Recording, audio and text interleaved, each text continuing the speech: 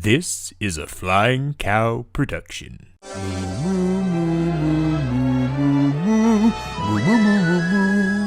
Well, hello, and welcome back to Dis-cussions here on the Flying Cow. That's right, Dis-cussions, where we discuss the good, the bad, and the ugly of Disney, all from the perspective of, the perspective everyone's dying to hear, that of a middle-aged white man. I always try to bring in other perspectives, other voices, and today I have here with me, well, another middle-aged white man, but he's one of my favorites. He is Loren Collins, the litigator himself. How you doing, sir? I'm doing pretty well, Clay. Pretty excited to be here. Absolutely, absolutely. It is great to have you here. Obviously, I know that you know your Disney. You are part of Movie Battles here on the Flying Cow Network. You have done pretty well for yourself, I think, in Movie Battles. But just to kind of give our listeners who aren't familiar with your Disney knowledge just a little bit of background. What is your background, your history with Disney, your distry, if you will? My Disney origin story. Yes. Okay, so I guess that would go back to primarily growing up. My parents had subscribed to the Disney Channel. Okay. Back when it was first introduced, and so growing up, me and my brother and sister, we had a lot of Disney exposure through that. Sure. Coming up through the 80s. So things like Masterpiece Theater introduced us to a lot of the old classic Disney cartoons. We were exposed to what we know, the other things they'd repeat. And then of course came up through the Disney Renaissance, all the height of that. I have like the vaguest recollections of, I think, going to see like the Fox and the Hound and the Black Cauldron and whatnot. Sure. The Black Cauldron in particular was sort of a legend in my family for a while because Disney kind of disowned it there for the longest time. Oh yeah. Yeah. It wasn't until like the late 90s, early 2000s that they even released it on VHS. Like we were weirdly, I remember being kind of excited when they finally put out the clamshell of that. Not less excited when I actually watched it again, because it improved somewhat in reputation of just in my memory. But yeah, like I said, came up through all the Disney Renaissance, fell in love with all those films. Yeah, just one way or the other, been a Disney fan since I was a kid. Nice. I will say, talking about the Black Cauldron reminded me of something, because the Black Cauldron was I grew up in the 80s. I was an 80s kid, or I was born in the 80s. But I remember probably more of the 90s. But the Black Cauldron was one of the few films that came out during the 80s. In fact, it was the first one that came out after I was born. But I mean, granted, I would have been 3. I do not remember that movie existing. Like, I do not think I even heard of that movie until they came out with the clamshell. Like I said, in the 90s was the first time I ever even knew that it existed. It was one of those things where I just, never got the chance to check it out. The one time that I actually saw a VHS of it, I used to be part of this traveling theater ministry. It was a church-related thing. And I went to this house, and they had a bunch of Disney movies, and they actually had the Black Cauldron. And I was like, wow, I have never seen this. So I pulled out like a few movies to watch, because we were just like hanging out at these people's house. And I put them on the television, and I was going to watch them. And as I was sitting there, basically like going through the movies, the mother of the family came through, saw the film, and was like, oh, you don't want to watch this. This is the devil. And then walked off with it. And I was like, all I could think was, well, then why do you own it? I'm like, why is it prominently displayed in your video cabinet if you think it's the devil? But yeah, obviously that is a story about a film that we are not watching or talking about today. Oh, thank goodness. Yeah. No. We are instead talking about The Great Mouse Detective. So you specifically requested to talk about this film. Oh, I did. I would like, to get just a little bit of background. Like, did you see this one in the theater? Do you remember seeing the first time you saw this as a kid? To be honest, I don't remember if I saw this in the theater. I suppose I could ask my folks if they took me. So I may have. Since I guess I saw Black Cauldron before this came out. Yeah, and I know I saw the year before. The year before, and I know I saw Oliver and Company afterwards. Mm-hmm. So there's a decent chance I did, and just it didn't stick with me. But yeah, over the years, I think it must have been when I was in high school or so when I started to develop a liking for Sherlock Holmes. Sure. And the Doyle stories, and then I don't specifically remember when I first actually got a chance to sit down and watched The Great Mouse Detective all the way through. But I mean, I just fell in love with it. Obviously the Holmesian elements are fantastic. It's not really steampunk, but it's the Victorian era and all of that. Right. Yeah. And one thing I particularly love about it is Basil is frankly one of my favorite interpretations of Sherlock Holmes. Okay. But you have a lot of, as much as I love other interpretations of Sherlock Holmes, Benedict Cumberbatch is fantastic. I like Robert Downey Jr.'s, and obviously you have your old classic ones like Basil Rathbone and all those kind of things. Right. But something I love about Basil that you don't see in a lot of adaptations of Sherlock Holmes is he's not depicted as being the same kind of like antisocial sociopath that some of the modern interpretations want to lean into. Like Benedict's Sherlock, I think, described himself as a sociopath. Yeah. I mean, there's definitely some neurodivergence there. Yes. Yeah. He's not like I said, he's not antisocial. He's not a drug addict, as in some versions. He is, however, still he's upbeat and he's funny. Sure. And at the same time still frequently not really friendly to like the people around him. He's still short and terse, but it's not a defining characteristic of him to just hate the people around him. Right. I mean, I will say I think he's probably more of a classical interpretation. I mean, there's a reason that the character is named after Basil Rathbone, because he's much more in line with Rathbone's interpretation of Sherlock Holmes. Like you said, a lot of the more recent ones, here's the thing though, a lot of the more recent ones are actually more accurate to the books. Because he did have a cocaine problem. He did have, all of these issues. And I don't know if I would necessarily say that he was 100% neurodivergent. He might be actually, because, a lot of the deduction, sometimes when you lose one thing, you get something else. So, I think that might attribute to that, but that is not the version. Like I said, it might be more accurate to the books, but it also never worked within the production code, or would it have worked for Disney children's entertainment. I mean, Disney was trying some stuff in the 80s. I don't think showing cocaine habits on screen was one of the things that they would have been willing to try. Well, no. Yeah.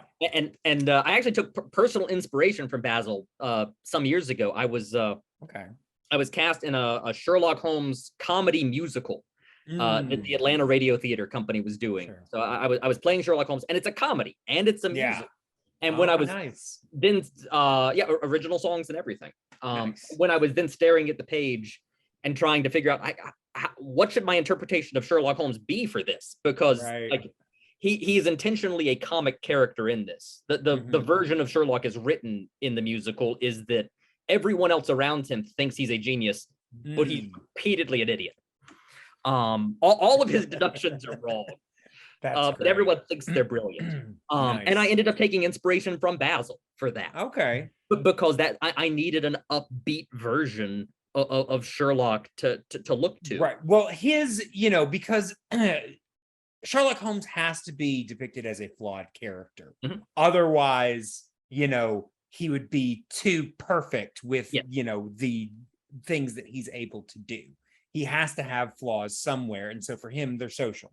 But yes, obviously, we're not going to fall into the, you know, I don't understand people thing. It's going to more be, I am full of myself and I'm pompous and I'm, which is very much, again, in line with the Rathbone and then Basil interpretations of the character. Absolutely. But yeah, I will say for me, like if I'm talking about like my history with this film in particular, I did not see this in theaters. I actually did not know, because this film came out on VHS in the 90s, like the early 90s. And I remember thinking, oh, was this in the theaters just recently? Did I miss this? Come to find out, it was at least, you know, 4, 5, 6 years old. But I didn't know that at the time, because I do not remember. Again, I would have been like 4 when the film came out. So, you know, 3 or 4. So even if, I mean, I don't think I saw this in the theater, because I do actually remember some of the Disney films I saw when I was 3. Lady and the Tramp was one. Hey, got a wart taken off of my foot that day. Oh, Makes it easy to remember. Yeah, exactly. I got ice cream and Lady and the Tramp. But yeah, so I don't, like I said, I don't think I remember seeing it in the theater. My first time seeing it would have been like with like a group of friends when I would have been like 8, 9, something like that. And so, you know, I definitely was like the weird kid that would sit and watch movies while everybody else would be running around and jumping off stuff. But I do kind of remember watching this for the first time in the background. Like, you know, maybe I just wasn't as interested in it or something like that. But, you know, obviously I've seen it several times since, and I like it now. Yeah, I think it was not one that stood out to me as a child, for sure. But now that we have kind of discussed our history with Disney and the film, let's go ahead and get into the trivia notes for the film. Trivia notes are, of course, the time that we give just basic you know, stats about the film. So this film came out in 1986. My goodness, I don't know why that was so hard for me to pull. It's right in front of me. But yes, it came out in 1986. It was the 26th Disney animated film, and it was directed by John Musker, Ron Clemens, Dave Meichner, and Bernie Madison. There were a lot on this one. We'll talk about why in just a second. And the score was composed by Henry Mancini, and it starred, there it is, Vincent Price, Barry Ingham, Vel Betten, Candy Candido, Alan Young, and many, many more. This film, this is interesting because I always like to start off, you know, obviously Disney is known for the majority of their animated films are based on other stories. They're based on fairy tales or, books or something like that. And of course, The Great Mouse Detective is no exception. However, it's a little interesting because it is based on the source material it's based on is ultimately based on Sherlock Holmes. Yes. But I do briefly want to talk about the book series that it is based on. And that is Basil of Baker Street. Like I said, it was a series of 8 books. Up to now, and apparently they're still making more. I did not realize that actually. I did not. Yeah, because Eve Titus passed away about 20 years ago. It looks like though somebody took over for her, because the last one that she did was in 82, but then they came back in 2018. So, and they have put out 1 book a year. Well, no, okay, stops in 2020. But put out 3 books, for 3 consecutive years, right after that. So, yeah, somebody obviously took over the series. Not sure who that is. But yes, obviously Basil of Baker Street is based on Sherlock Holmes. And it is basically an interpretation of Sherlock Holmes, but told with animals, mostly mice, in a world. I guess the idea would be to introduce the world of Sherlock Holmes to children. I guess that way that they don't have to read about cocaine usage. But yeah, I will say that honestly, we're not going to get into individual stories here because I don't think really any of these were specifically the inspiration for the film. No, I think you're right about that. I think they just took in fact, they probably based more on Sherlock Holmes than they did actually this book series. But again, there wasn't that much different. The couple of things, obviously, Sherlock Holmes, it's about Sherlock Holmes, a guy who solves crimes through his amazing powers of deduction with the help of his friend John Watson. In the Basil of Baker Street stories, it is a mouse named Basil of Baker Street. If he has a different last name, nobody ever said it.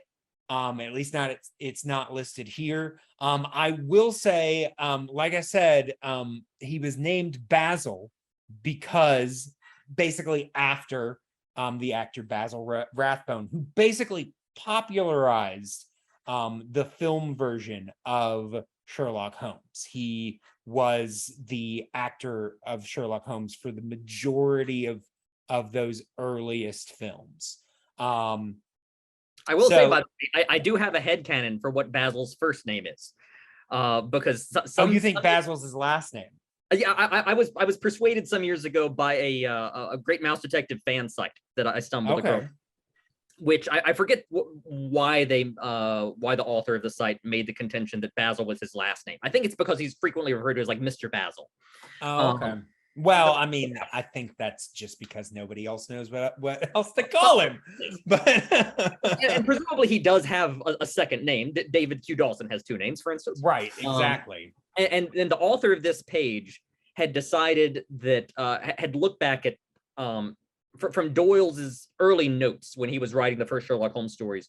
One of the early names that he had used for Sherlock before he settled on Sherlock was to give Holmes the first name of Sherringford. So this fan site's owner had decided that Basil's name was Sherringford Basil, and so that's just stuck in my head ever since as just like I said, my headcanon version of what his first name is. Sure. Yeah, I mean, that works. I will say though, What does annoy me is that, okay, I know why you called him Basil of Baker Street. That makes sense.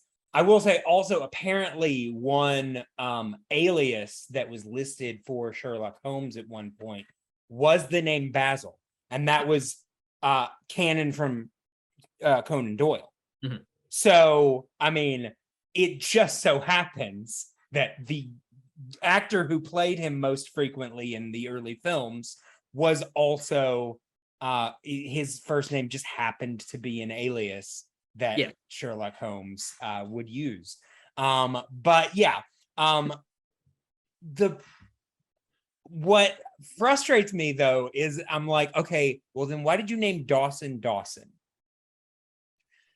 Because if you just thought that it sounded like Watson, it doesn't. No. It ends with the same 3 letters. Yeah. Watson, Dawson.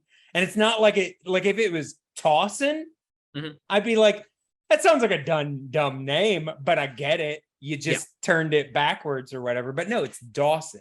Yeah. So I'm like, of course, I don't know. Maybe they thought of Tawson and then were like, no, that sounds dumb. Let's call him Dawson. Everybody will get that right, Dawson. No, I do like the Q. I'm curious. Yeah, now what I love that he's got a middle initial. That's great. Something like Yes. that. I am curious as to what that means. But one, I'm not reading the books, and there aren't really, like I said, we're not going to go through them because there were none that were specifically this plot.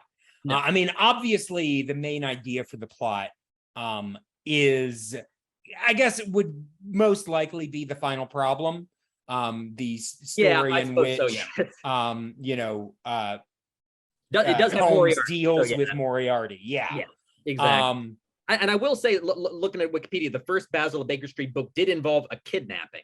I mean, but it was a kidnapping of twin girls, not of the father, and where the twin girls, become the supporting. Right. Well, and that, that was actually a later invention for other reasons, which we'll talk about in just a second. But so yeah, the big differences that I can tell from what you do see is that number one, in the film, Basil lives at 221 and a half B Baker Street, which I thought was really cute. It's cute. I was like, that's great. Apparently, though, in the book series, they live in a basically mouse town in the basement of Mrs. Hudson's place. Oh. So basically, he and Dawson just live in this town that's located in the same basement. I mean, it's not the same. They live in the basement that Sherlock Holmes lives in, but you don't get the same address callback and all that kind of good stuff. I like the movie version where you live downstairs from your human counterpart. So he lives downtown from Sherlock. The Queen Mouse lives downstairs from the Queen of Buckingham Palace. Right. The only other thing I noticed in this that is a noted difference from the film is that Professor Padriac Radigan. Yes, I saw that. That's a mouthful. Yes. But in the film, Professor Radigan is a big sewer rat and hates attention drawn to that fact. Mm-hmm. In the book, his name is Radigan, but he's a mouse. He's still a mouse. And I'm just like, okay, that seems confusing unnecessarily. Yes. Plus, I kind of like what Disney does with him being a rat. But yeah, it's a fantastic bit of animation there towards the. I'm jumping ahead when they're in the clock tower, and he just becomes feral, and that just the style of him changes as his clothes start to almost fall off him. Yeah, he becomes much more rat-like. Exactly. But yeah, so I mean that is the origin story. Like I said, there's not a whole lot to it because, aside from the basic, Sherlock Holmes, and it doesn't really even deviate much from the story of Sherlock Holmes. No, It's, I follows mean, the except for home the story. fact that they are mice instead, Mhm. it's very much a Holmesian style thing. We actually Very get much to so. see Basil do deductions and make those impressive, judgments about people Yep. and all that kind of good stuff that you would The classic expect. bit, the classic Sherlock Exactly. bit, like you see with Dawson. Dawson walks in, he's, I know who you are. You're a surgeon. You just served in Afghanistan. Yes. Right. Yes. But yeah, so I do typically we just do the origin story, and I might hit on a couple of production things, but I really want to talk about this production because it was a little insane. Because like I said, this film came out in the 80s, which was a time of major upheaval for Disney. They basically they had been floating for a little while since Walt died in 66, but they were still holding things together. They were still, but the problem is that the even before Walt died, he had made the animation a secondary concern. He wasn't nearly as tied into it, and there were other people obviously taking care of it, but you could tell little by there's a reason that I call the decline in wilderness what I call them, because not only is there a marked difference in art, but you can see the stories becoming a little bit more sloppy, more corners being cut, reusing animation, all of that kind of stuff. That was that had been something that they'd been doing since the beginning, but it became really apparent during the age of the decline. Oh, yes. And by the time we get to the 80s, Disney is lost. The few people that had been basically, steering the ship and saying this is the direction weren't there. You had, by the it was definitely in the early 80s. A lot of the younger animation talent left with Don Bluth to, basically do their own thing because they didn't like the direction that was being taken. Right. So Disney at this point, not just in animation, but in every aspect, they're just trying shit. And so this is, and that brings us to the Black Cauldron, one of the darkest stories they'd ever tried to adapt. And it was, for the longest time, considered Disney's biggest flop. Of course, a lot of people forget that a lot of the early films that we consider classics now were flops. Yes. Pinocchio, Fantasia, Bambi, Dumbo was a success. Saludos Amigos was a success, actually, but there weren't a whole lot of others in there. So, flop is relative. Yes.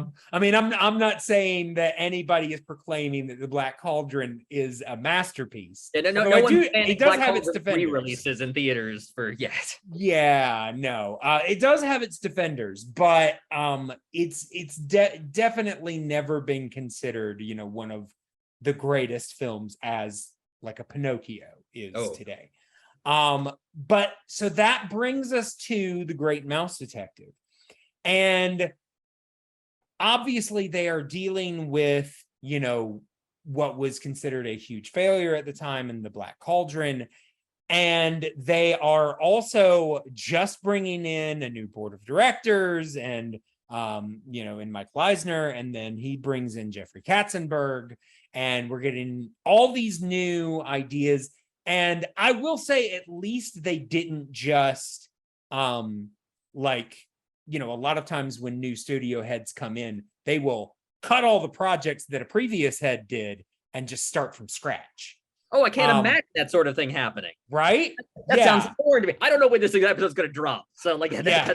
that reference might not be as timely as it feels right this second, to be honest. It's going to be in the next couple days, honestly. Okay, then fantastic. Yeah. So, yeah, it obviously, I don't know if there were any live action things cut, but they didn't cut at least what was in the direct pipeline in animation.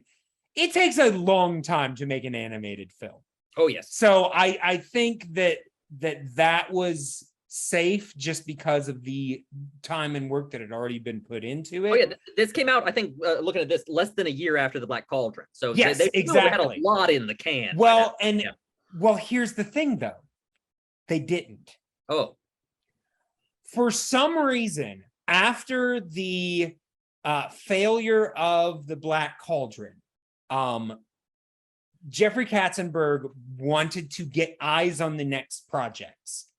And and also because even before the Black Cauldron came out, they had already been hearing, I don't think this is going to be successful. This is not going to be a good thing. So they wanted to make sure that the next thing was going to be not only impressive, but that they could bring it out quickly enough to basically, let's forget about that last thing that we just did. Yeah. So they put eyes on The Great Mouse Detective. It was originally slated to come out Christmas of 1987. Oh, so they rushed it, is what you're saying. They rushed it. Apparently, they had a year to make this movie, which for an animated film, that is a tough ask. Oh, yes. I mean, obviously, they already had, like, you know, that they were able to prepare like a screening, you know, so they had like some rough stuff done. But they definitely were they were shooting for a year and a half after the thing that what they got given. So that is one of the reasons this film is only 74 minutes. Not even an hour and a half. We're talking like not quite as short, but around the same running time as Dumbo. I was gonna say I know Dumbo's the shortest. Does this Dumbo I think is like 68 minutes. Yeah. Like it's just over an hour. Yeah. I mean, if you count Saludos Amigos in there, Saludos Amigos I think is like right at an hour or maybe just under. But yes, as far as like narrative non-package film, Dumbo is the shortest. But yeah, this would be a close second or third, however you want to arrange that. And I think a lot of that was due to the compressed time. And so, you know, yeah, they had to rush this out, and it was actually pretty well received.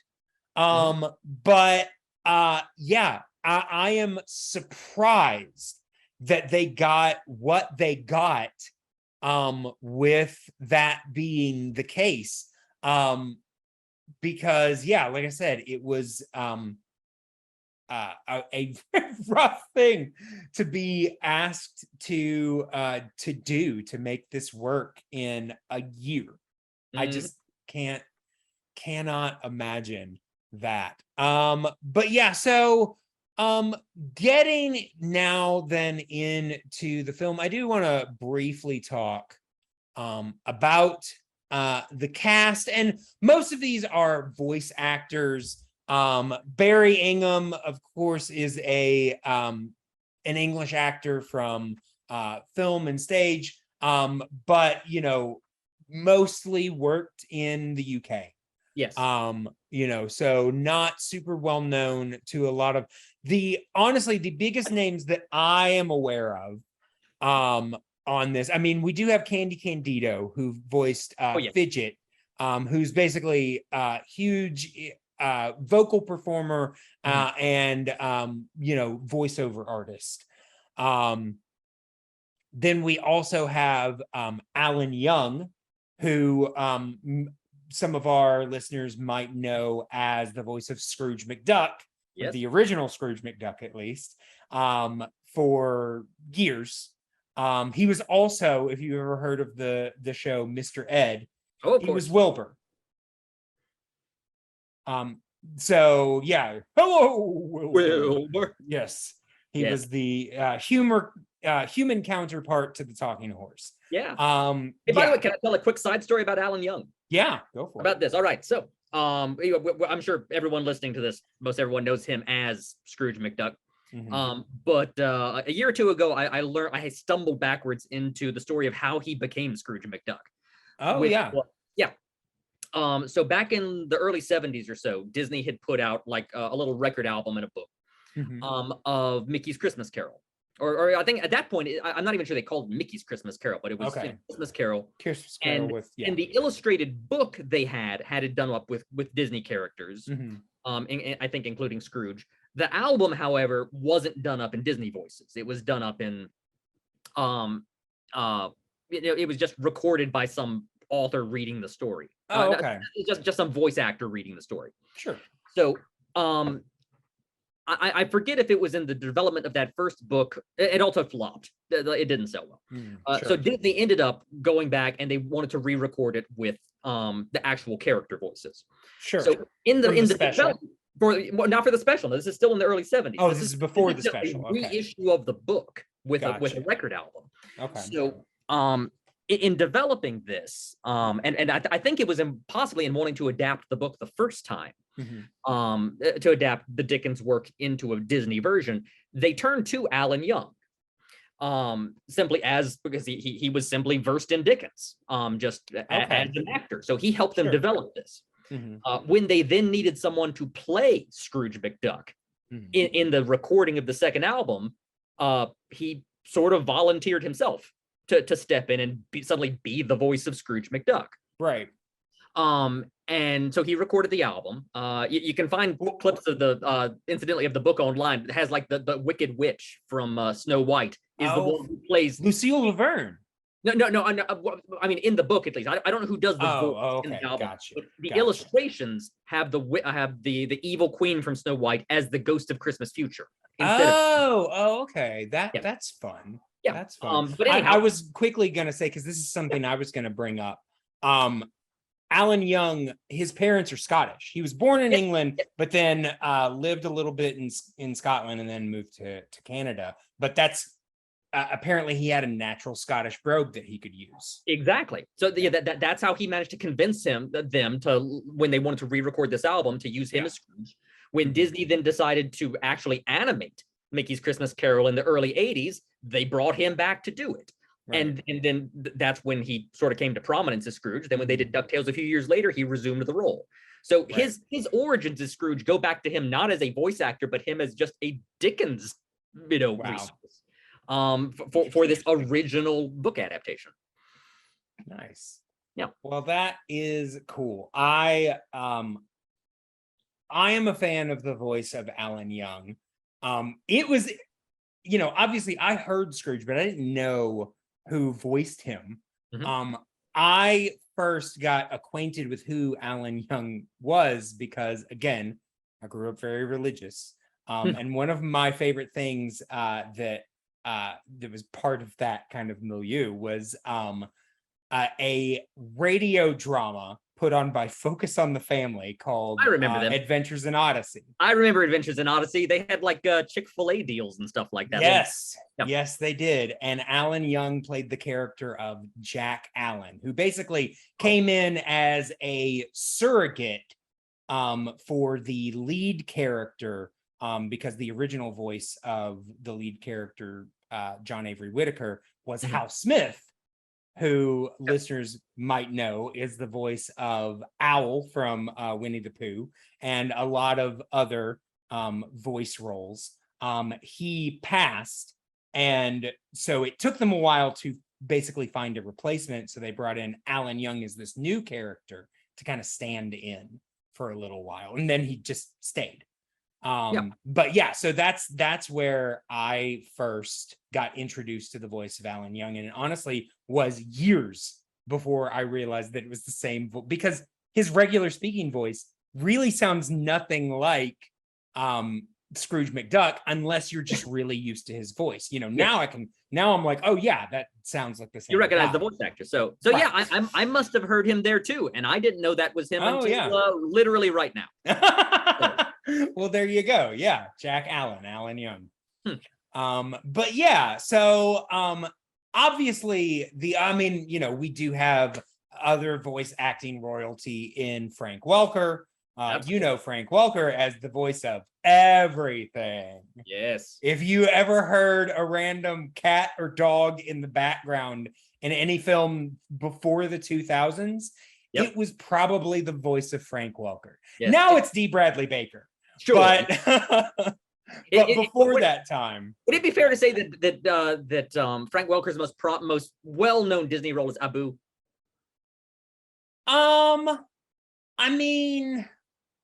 He also people know is him, possibly.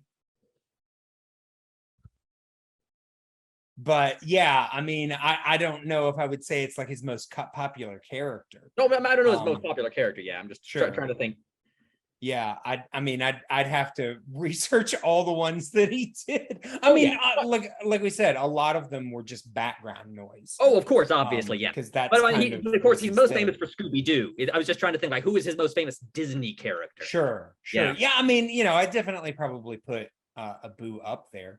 Yeah. If not, number one with a bullet or anything. Yeah. But yeah, so other than that, we also have Vincent Price as Professor Ratigan, the basically voice of horror from the 50s through the 80s, 90s.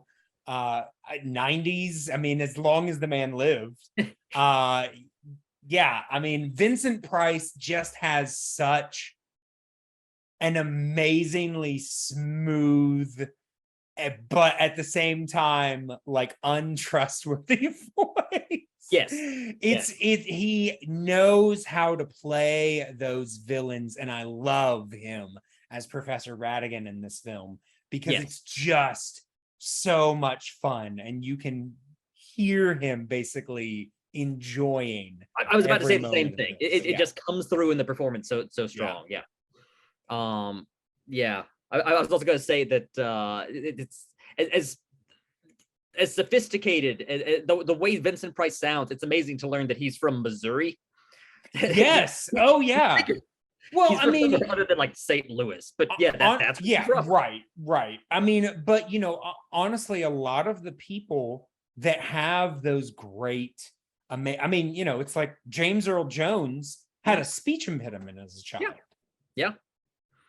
But I think a lot of that, what made his voice so great was overcoming those things, because he speaks with that clear diction. Yes. There's intention. Exactly. You can tell that he's doing that for a purpose. Mm-hmm. And I'm sure, I'm not saying that Vincent Price came in with a Missouri accent or that's probably closer to Kentucky. But I'm not saying that he came in with a big old thick hick accent or anything like that. But I'm sure that there was some sort of training to get that kind of robust sound. Yes. That he has, because it's not like exorbitantly deep or anything. Like we said, it's smooth and it is practiced and it is, calm. It's confident. It's slinky.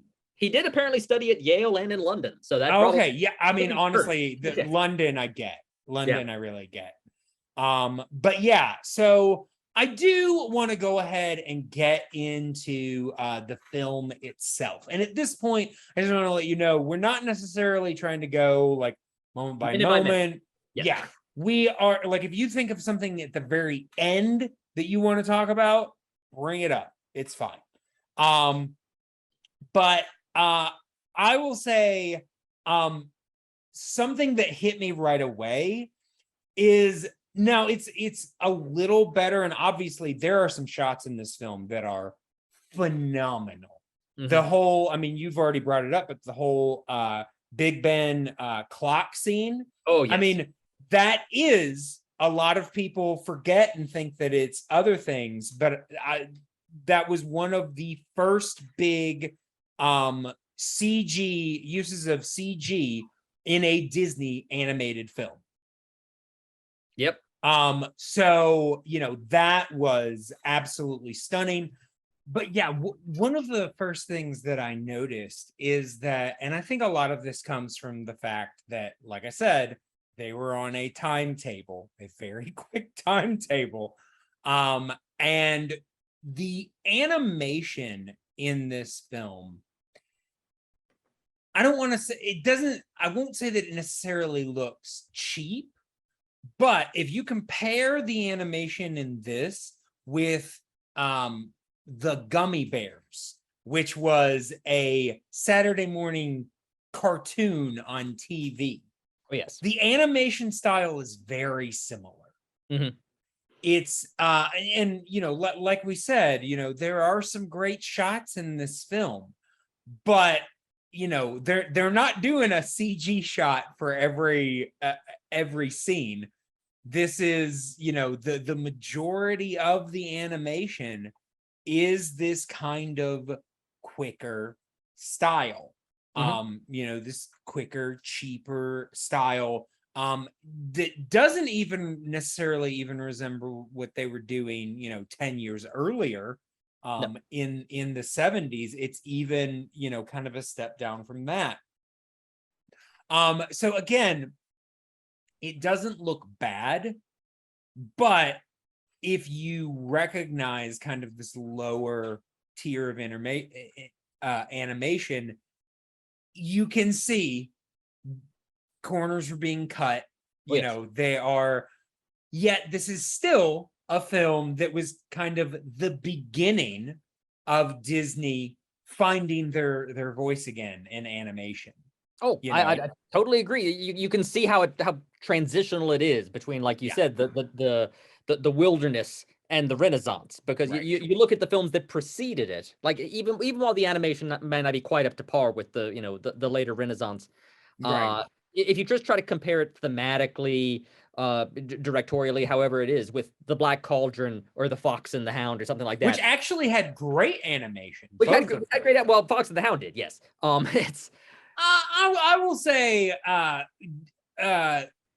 that Black Cauldron was still of the style. Of the It style, still yeah. had that more, whereas this one looks more cartoonish. It does look more cartoony. You're right about that. Yeah. But in terms of just how sort of the general feel of it, like you feel some of the more Disney Renaissance, like I said, themes, tones, and stuff that followed through with then Oliver and Company and Right. Little Mermaid and Rescuers and so Down Under and so on. Right. This was definitely the seed that was planted, you know, from what became, yes, you know, the Renaissance era. And not least because it's Busker and Clemens's first film.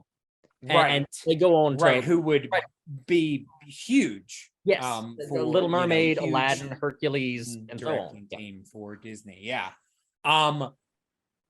For the first big note that I have is that, and this is something that I meant to mention in about the production, but I forgot, is that originally the film was intended to be called Basil of Baker Street, just like the book series.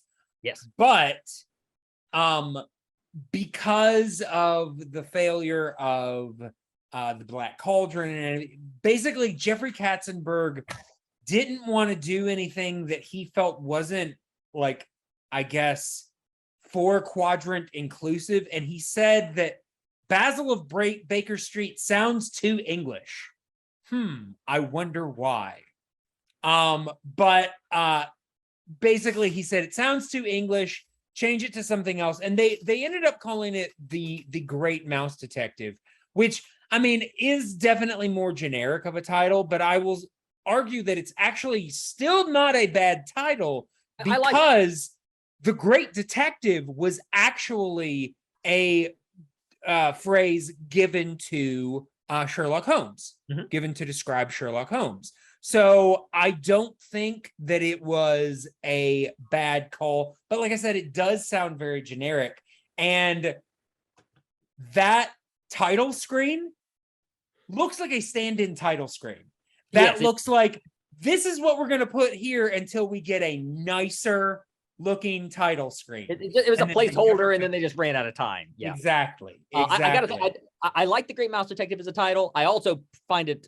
I think in some markets, I want to say like in the UK, they called it Basil the Great Mouse Detective.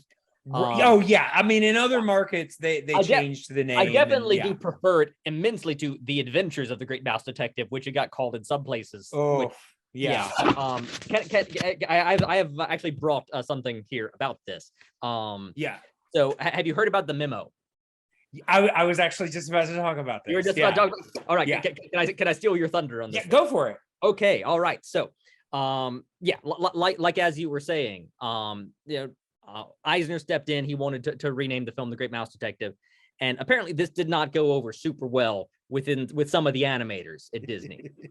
And so it seems that one animator, his name appears to be Ed Gombert, expressed his feelings about this renaming by issuing a satirical memo on some inter-office paperwork.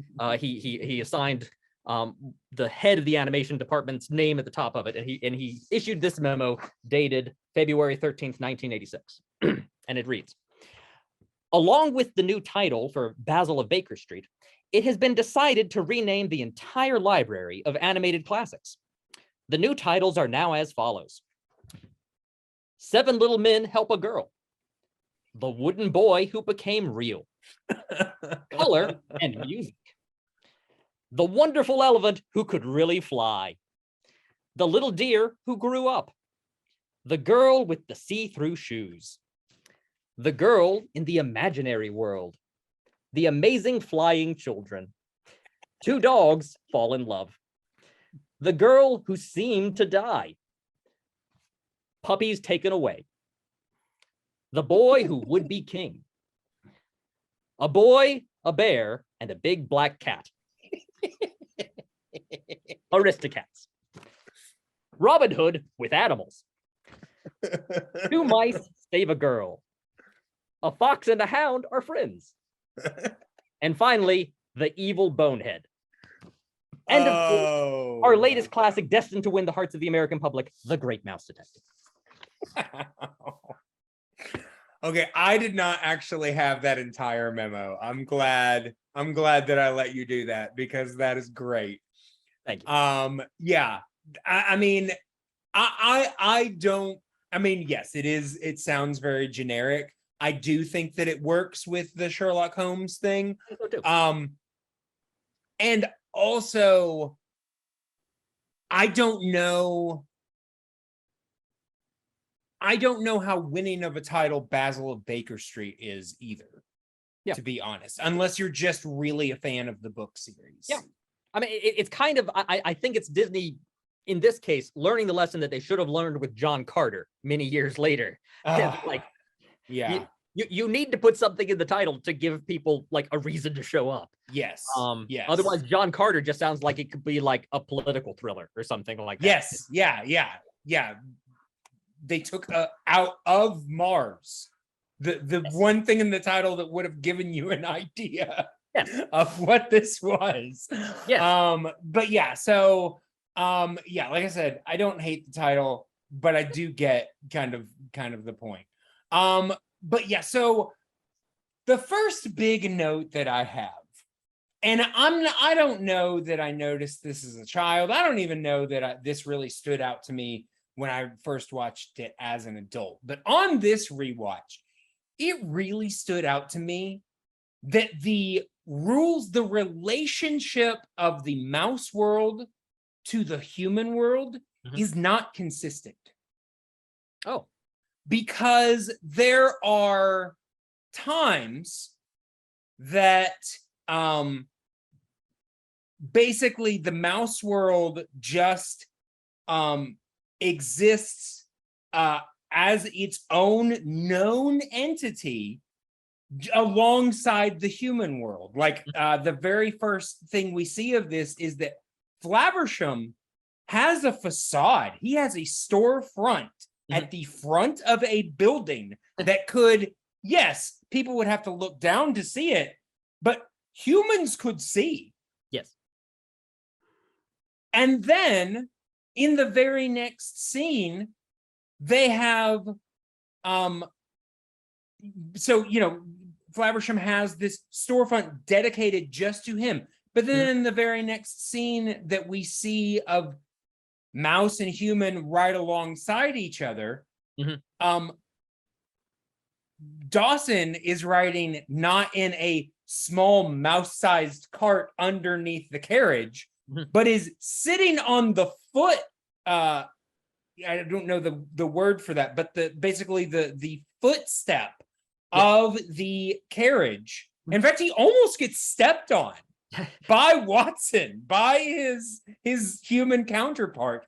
And I'm like, okay, so sometimes we have things that are specifically dedicated to the mice, and then sometimes we have things of them just kind of slipping in wherever they can. And I'm like, I think that the latter makes more sense, because then otherwise humans would just know that mice have their own society right along with us. If that's the reality that you want to go with, okay. Yeah, and I don't think that's the case. I think the mice are living, you know, in secret. The humans are not aware of them. Yes, which is what we see a lot of the time. But then, like I said, it's not consistent. No. Whatever you're going to do, you need to pick one and be consistent. That is one thing that I would say a film similar to this ethos that I think actually got it better was The Rescuers. Because they very much, we know, like the few times that they do have like things within the human world, it's like disguised within a box or something like that. You know, most of the time they have their own way of doing things. You know, in The Rescuers Down Under, the mouse restaurant is in the chandelier of the main restaurant. There's not a separate mouse extravagantly bulbed, you know, entrance for the. No, they're having to go in through little holes in the side and sneak around. It feels more like regular mice. Yes. So, like I said, there are times when that's the world that's depicted, and then there are times that it is the other thing depicted. The other thing that is confusing to me, Dawson was in the military. Yes, I was about to bring up his time in Afghanistan, I think, because they raises the question back and forth. Yeah, for instance, which, I mean, I believe in the time that this is set, which I believe it was 1897. I believe you're right. I do believe that the British military had been in Afghanistan around that time. So I think that's the reason for it.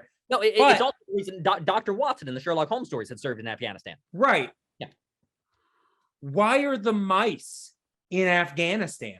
We have to assume the mice had an international conflict with mice from Afghanistan. Exact same. I'm just like, why do the mice have the exact same conflicts as the humans? Are we saying that they're no better than we are? And somehow they have the exact same conflict with the exact same country?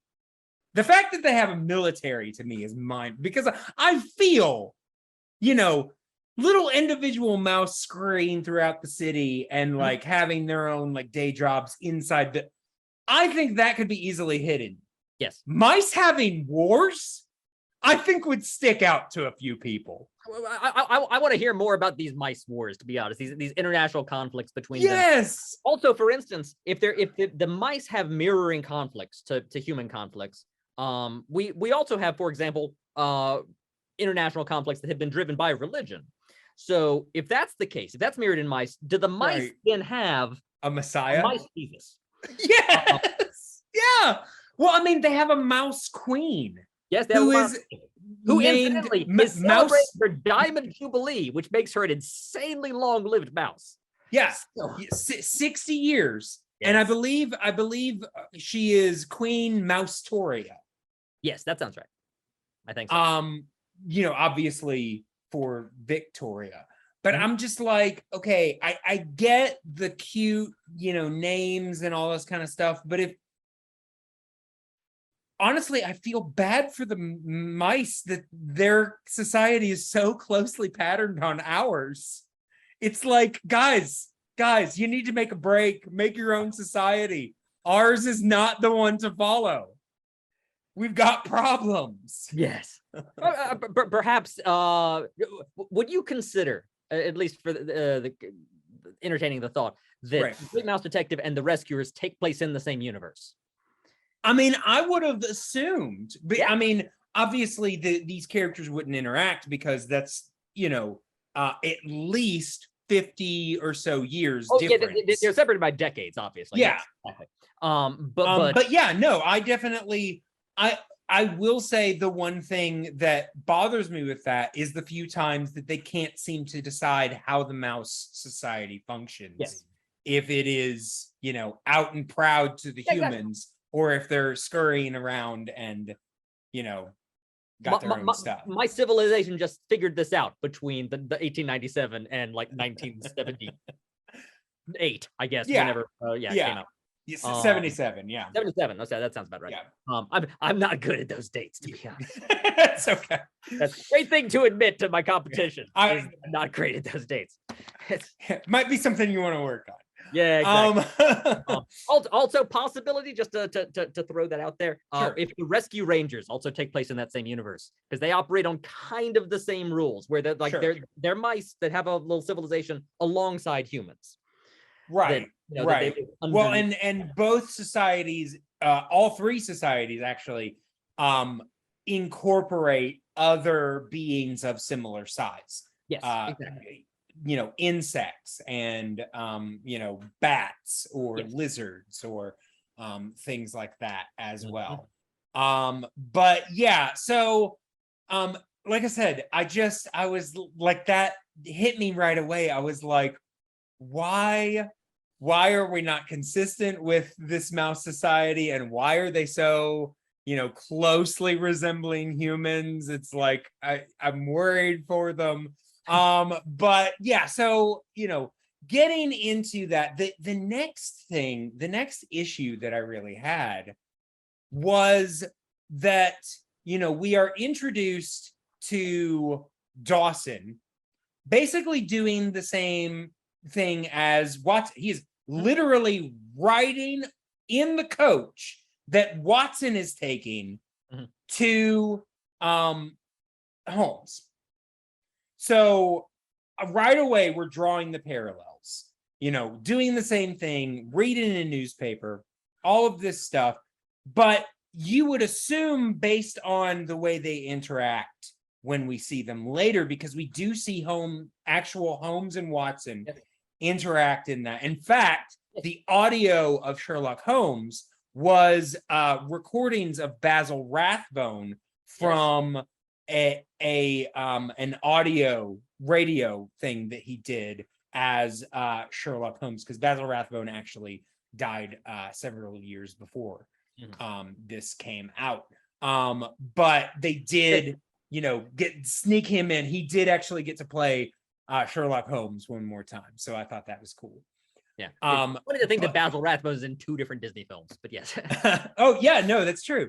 But yeah, so he gets to we get this parallel drawn, but like I said, in that scene with Watson and Holmes, it seems like these two have known each other for a while. Yes, but for some reason, they decided that this was Dawson's origin story with Holmes.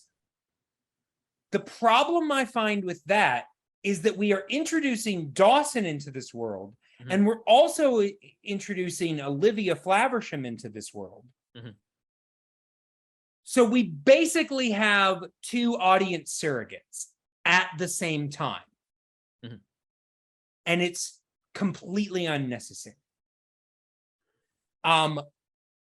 because what we end up, if we had come into this world with Dawson already knowing Basil, and instead of, saying, oh, well, I don't know this Basil, but I've heard of Baker Street, that kind of thing. If he was like, I know just the person you should talk to, and he brings her into me, because then we would have had Basil, his sidekick Dawson, and their client. Yes. But instead, we have Basil and two sidekicks. And honestly, half the time, what Dawson seems superfluous because they're both filling the same role. And I will say, Dawson is very forgettable in this film because they're filling the same role. And until she's kidnapped, Olivia is the one of the two of them that sticks out. True. She makes more of an impression. So I really think that it was a mistake for them to try to, if you're going to give the origin story, because apparently originally they had considered Olivia's character to be like, an older woman, possibly a love interest type character, so something like that. Yeah. If it had been more of a hands-off client, where, we could have seen, just Dawson being that audience surrogate, then I think it could have worked. Someone comes to Holmes's house with their case. He listens to their case, then he goes off and investigates. Right. Without that. By the client. Yes. Right. But they specifically brought in Olivia to be the audience surrogate because they're thinking their audience is children.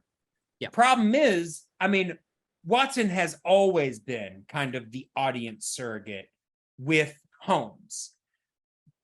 But you can still make that relationship work without him being the direct surrogate, just being a more friendly conduit between our new audience surrogate and Holmes. But because Dawson and Basil, I don't know, it's different. If it's a name, it's Basil. If it's the spice, herb. Then it's the herb. Then I say Basil. Yeah. But because Basil and Dawson don't have a relationship, in fact, she asks Dawson a couple of times, and he's just like, I don't know. And we're like, we know you don't know, because your role is really meaningless right now. But yeah, for them to do both, I think was a mistake. Yeah.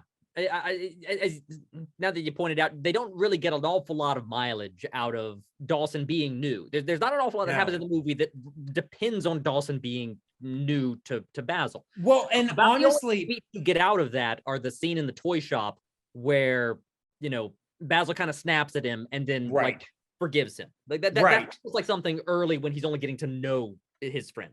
Right. And then the beat at the end when he like accepts that Dawson, you're my partner. This is my associate who investigates all my cases with me. Like that. Yeah, that's a nice closing beat. Right, but it doesn't mean that much because, as you said, we haven't seen them one-on-one interacting very much.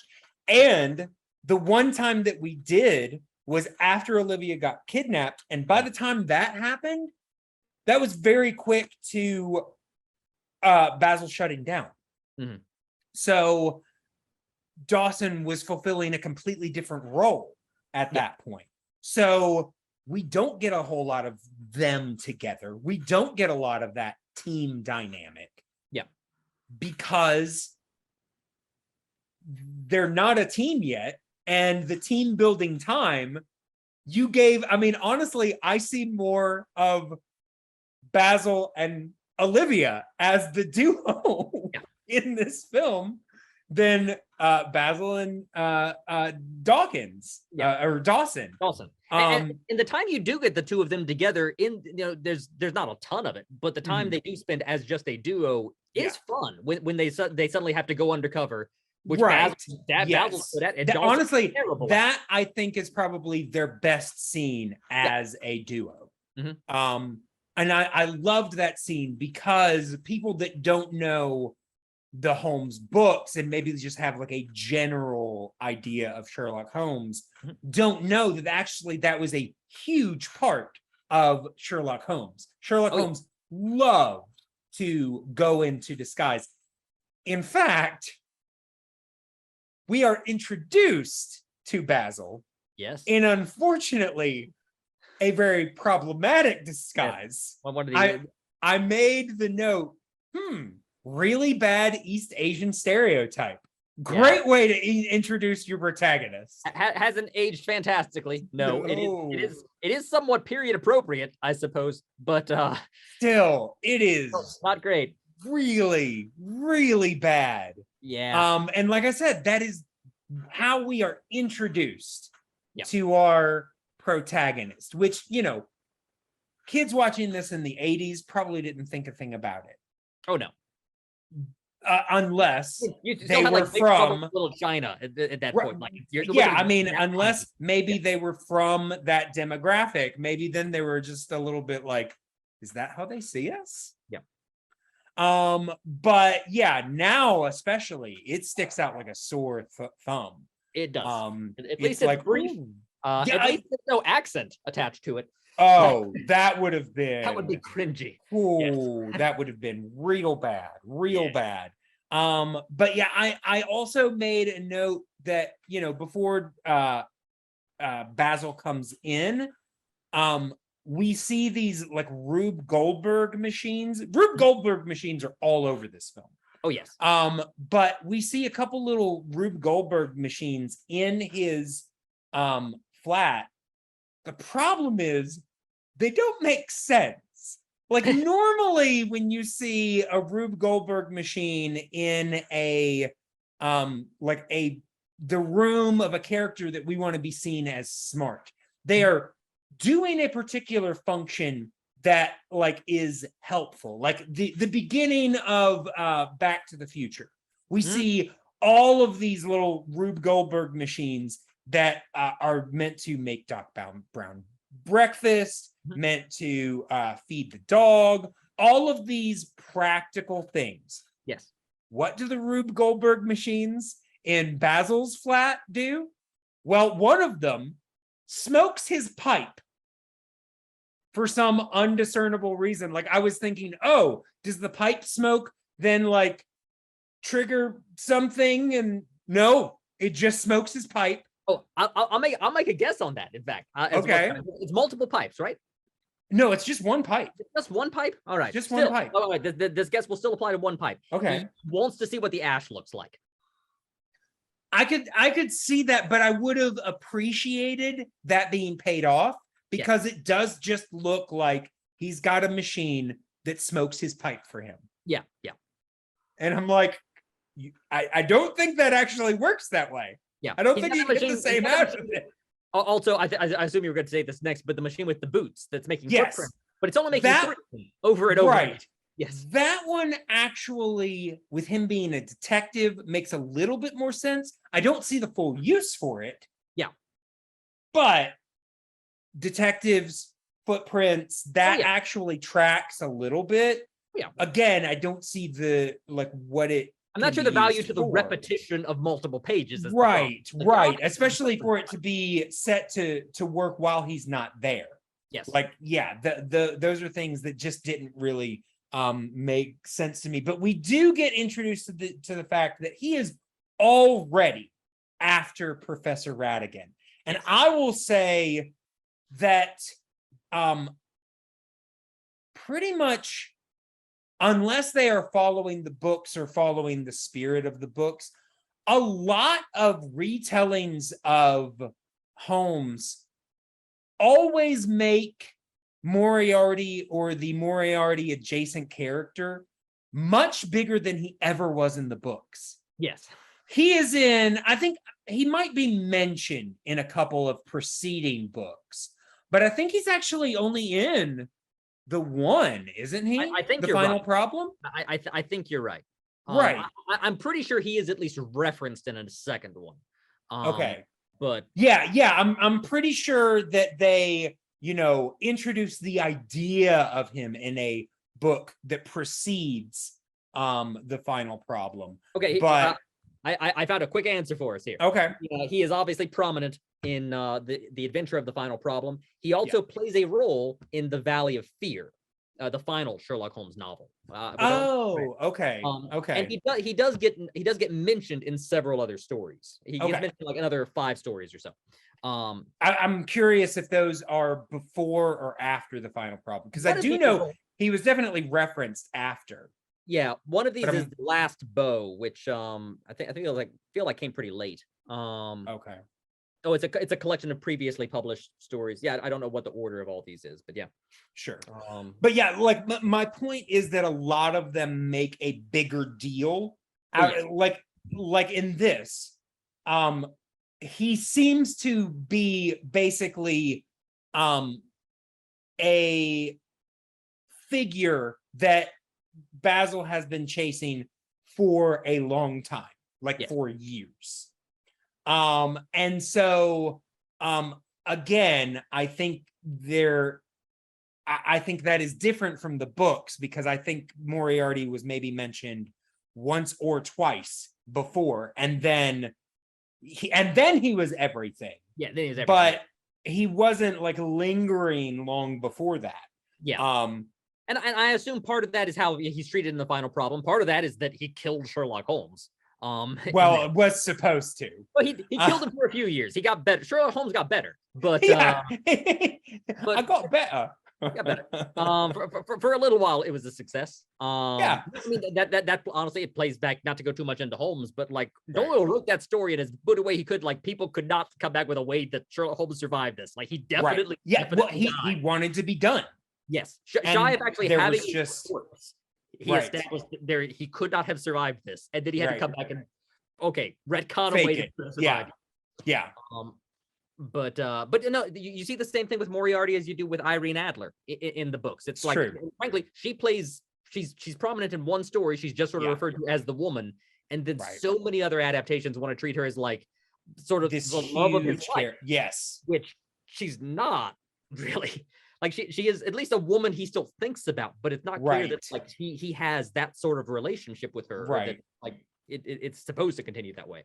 Well, but then there are looser adaptations like House that basically put the Irene Adler character as one of the regular characters in the story. Also, I never watched Elementary, CBS's Elementary, but if I understand correctly, spoilers for Elementary, I assume spoilers if I have this correct. The twist they ended up doing is that Irene Adler is Moriarty. Yeah, the same. Yeah, I believe I heard that as well. I never watched it either. Yeah. But I believe I heard that as well, which, I mean, that actually sounds because the thing about Irene Adler is she was also supposed to be his equal. Yes, exactly. Yeah. But from a different standpoint. And I don't think the Doyle stories ever made her a romantic interest. Maybe they sparked each other, but I don't think there was anything romantic to it. Yeah, the story doesn't really give that kind of implication. Right. I mean, obviously there's no Irene Adler character in this story. No. But one thing I did want to mention, apparently in Eve Titus's books, by the way. Oh, okay, that's interesting. There is a mice Irene Adler. Yes, I will say there was a character that was introduced in a way that I was like, you are introducing this character in a way that in most films we would see this character again. Mm-hmm. The mouse dancer in the pub that they go to, the way that she is introduced, the way that she's basically given center stage for a good bit of her number, and then she never comes back. We never see her speak. She's introduced in a very similar way as Madonna, as Breathless Mahoney in Dick Tracy. Mm-hmm. Introduced singing a song, but highlighted in such a way that we know this character is important. Yeah. And they highlighted her in a way that made her seem important, but she wasn't. No. But yeah, I was like, okay. In fact, she's just given the character name, I think it's Miss Kitty Mouse Dancer. Yes. That's it. Yes. That's the name of her character. Yep. And I guess they give her that prominence, I suppose, because she's voiced by Melissa Manchester, you know, a singer. Manchester wrote the song, which honestly is, you know, it does slap. You know, it's fun. I mean, there are only like 3 songs in this film, and they're all fun. Great. I mean, I will say I wish we got more of the last one, but we're going to talk about that in a little bit. I do want to. There are 3 songs, and 2 of them are sung by Vincent Price. Yeah, it's great. It's great. I'm like, because he's not. I mean, he doesn't do a bad job at all. But I don't know. I don't know. Actually, he might have done some singing. Because honestly, a lot of people, you know, actors putting out records is nothing new. There have been actors who put out worse albums than surely Vincent Price would have. So yeah. But one thing I did want to touch on with Basil and Ratigan is that both are given prominence on the other's mantle, which I thought was an interesting position for nemesis, I guess, to display you know, their nemesis. But I mean, honestly, Ratigan's makes sense because it's basically a deerstalker hat, a magnifying glass, and then in the middle, there's what looks like a Basil voodoo doll or some sort of Basil stand-in with pins all in it. But Basil's is on this nice mantelpiece. Yeah, it's just a fully framed picture of his arch enemy. And I'm just like, that's a really weird display. Yeah. It raises the question of where he got a photograph. Like, where did he get like a portrait of Ratigan? Did Ratigan like? Honestly, I have a new headcanon for this. Ratigan just sent it to him. Ratigan just is taunting him with a photo. Well, see, that was you can't catch me here. Here's my photo. Try your best. Basil. That's the thing. That's another thing I don't really get about their relationship is that we hear from Basil first, obviously, that, you know, he has been thwarted by Ratigan time and again. He feels like he gets so close. In fact, the first time that we see Basil, he is trying to prove that Ratigan did something, and the test comes up negative, and he is frustrated that once again, Ratigan is slipped through his clutches. So you expect Ratigan to have an air of, you know, ego or, you know, that he's better than Basil. But then when Ratigan talks about Basil, he has a similar air of frustration. So apparently neither one of them feel like they have the upper hand here. Yeah. So that's interesting because, like you said, I would have expected a Moriarty type, you know, Ratigan to gloat over the ways that he has gotten over Sherlock Holmes, because I think in the original tellings, Moriarty more was in this to mess with Sherlock Holmes. Yes, he was a criminal mastermind, but I always felt like that was secondary to besting Holmes. Whereas in this, for Ratigan, his main motivation seems to be, you know, the crimes, and apparently Basil has stood in his way in a few of these capers, but apparently not all of them, because he has the crown jewels, not the mouse crown jewels, but the actual Queen of England, the human Queen of England, her crown jewels. So he's not doing too bad. No. And by the way, if we continue to assume the parallels between the mouse world and the real world, this suggests that James Moriarty has the mouse crown jewels. Yeah, I mean, I would just assume that maybe they were in the same vault. Ratigan was like, I'm taking those. Yes. And Moriarty was like, well, this is what's left. Moriarty's like All getting smaller than I Scoop it thought, but I'm not gonna leave him. All right. That's all good and well. I would love that, honestly. If we got maybe some more scenes of their human counterparts, you know, if we went back and forth, if this was a two-handed story between Basil and the actual Sherlock Holmes, and maybe they were solving parallel murders. Not to say that the story we got was bad, but that would have been really interesting. I would have loved to see those two things living side by side. I'll go ahead and say this right now because it's been in my head for years. Is like, I really wish this movie had done just enough better that there had been a Disney afternoon cartoon version of it. Yes, honestly, because the way that the ending is set up, it seems like they're preparing for more adventures. They absolutely are. Like you said, there's the Basil books, obviously. Sherlock Holmes was a series of stories that ran for decades, right. and then, you know, people picked up the you know, after Doyle himself stopped writing. Yeah, like, it's a detective story. Like this is a story engine. It's ripe for more stories, but like you said, and this was not unsuccessful. No.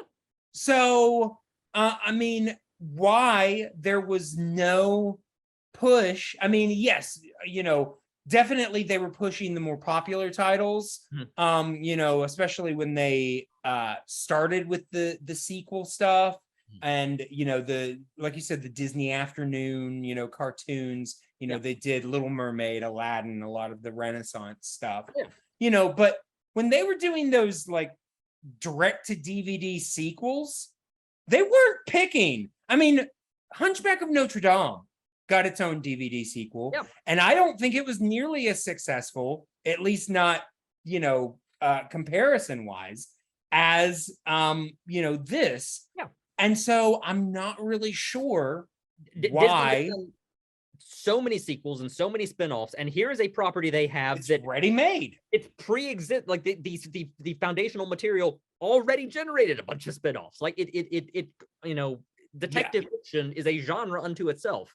Yeah, like, you can generate more Basil stories. You can expand the mouse world. You can, you know, tell all these other stories. Have him visit other places, like we saw. You know, it's in the Basil books. He goes to Mexico. He goes to, you know, the Old West. Sure. Well, honestly, they had the same opportunity with The Rescuers, because it was also a series of books. Exactly. And yes, that one at least got a sequel.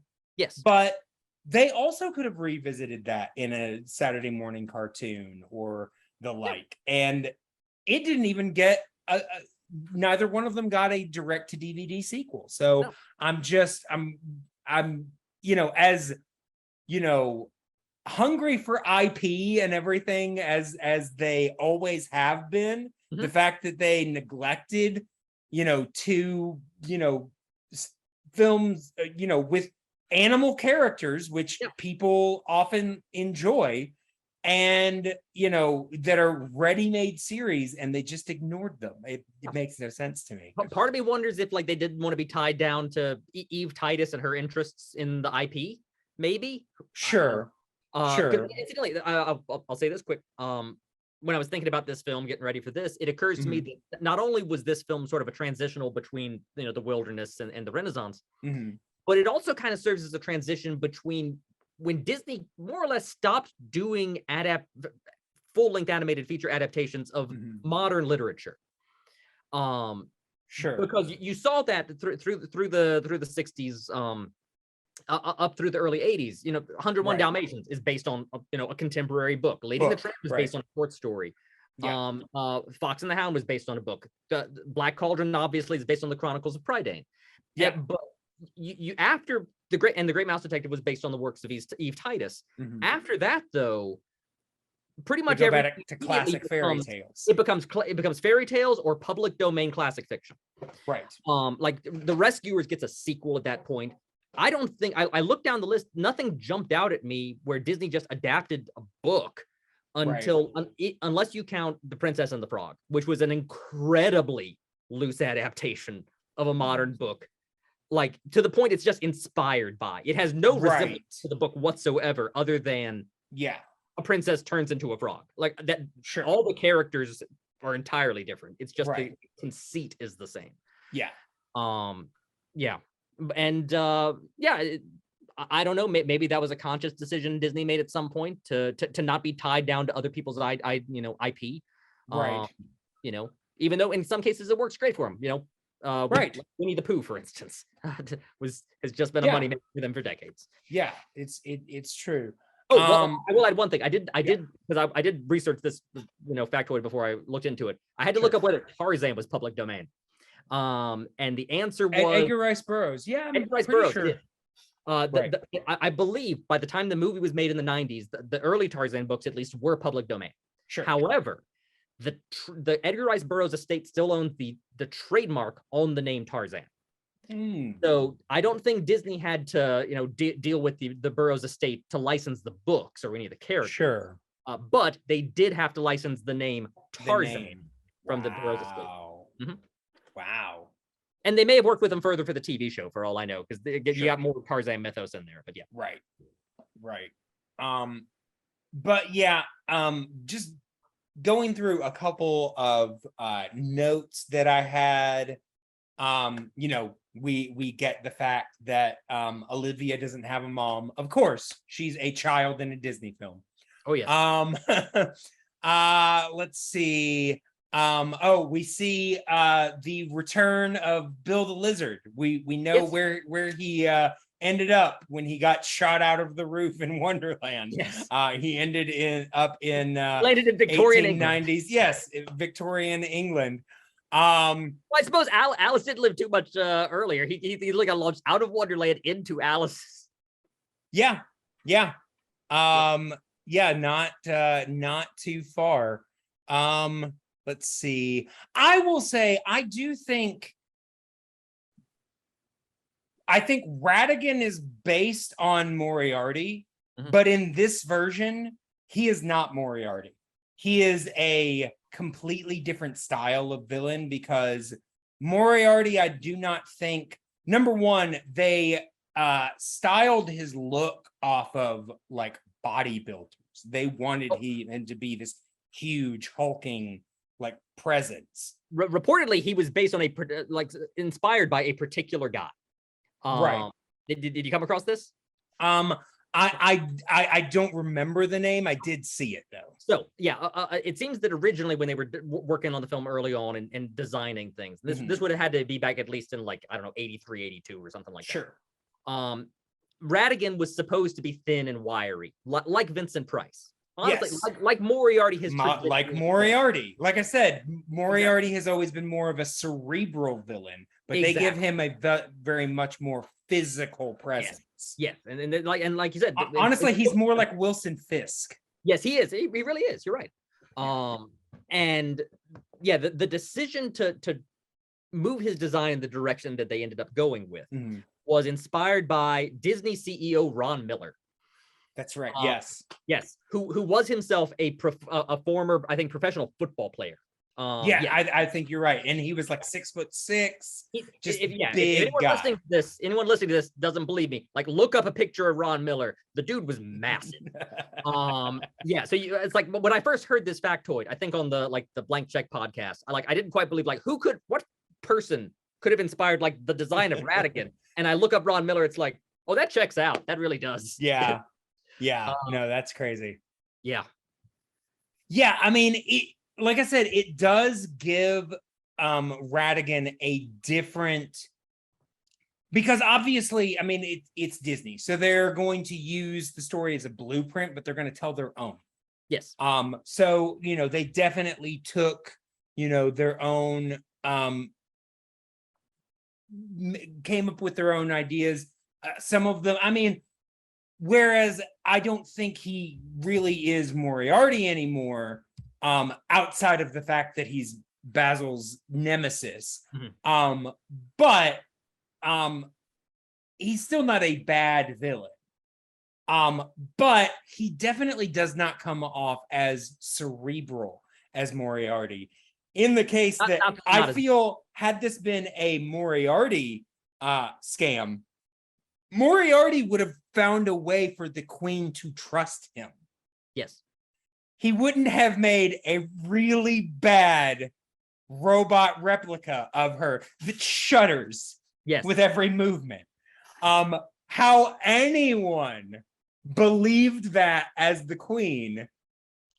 I really find I'm feeling credulous at the idea that was believed by anyone. Yet it was. I mean, you do get a view of the crowd, and they don't entirely seem to be buying this in the moment. Like, they seem skeptical of it. I think it's more that they're skeptical at the fact that she would trust Radigan, which is another thing. In this version of the story, everybody already knows that Radigan is crooked, whereas Moriarty very much had a good name in society. So again, we are deviating. I think it works for the story that they're telling, but it is different than now, I don't know if maybe that's the same thing that Radigan in the original source material did. But it's definitely not what Moriarty did. No. So I did find that interesting. But yeah, obviously, you know, he hates being called a rat. We see that early on. In fact, it's punishable by death. It is. Poor Bartholomew. So dark. He was too drunk. Yeah. That's all that took. Yeah. All it took. But one of your I don't have a catalog of this, but what I assume is one of your relatively few like on-screen Disney deaths of like murders, not just death, but like actual. Well, and we don't see it actually happen. We get the silhouette. Yeah, you get a silhouette. Yeah.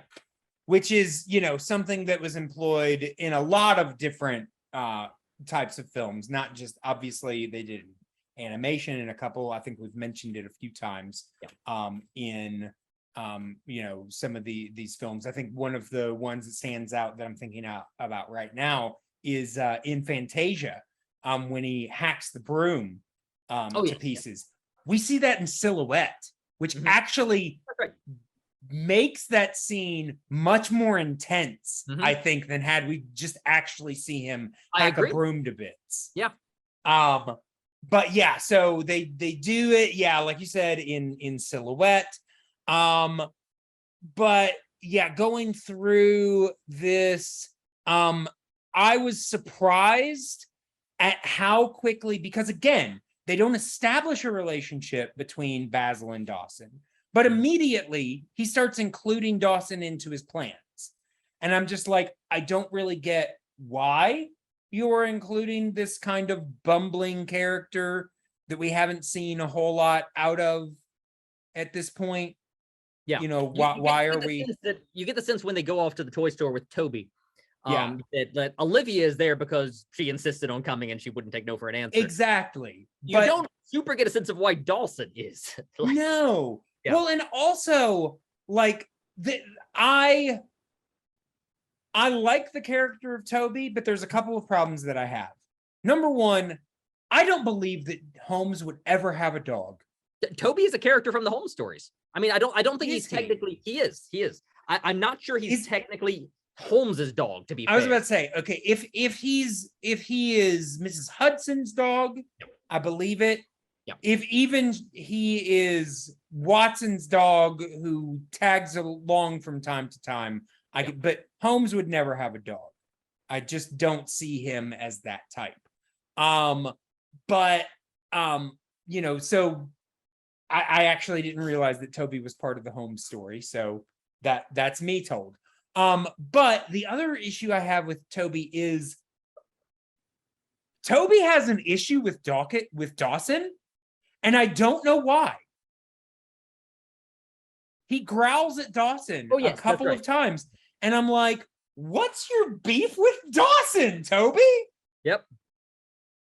It's like he loves Olivia, and you feel like the next nicest would be Dawson.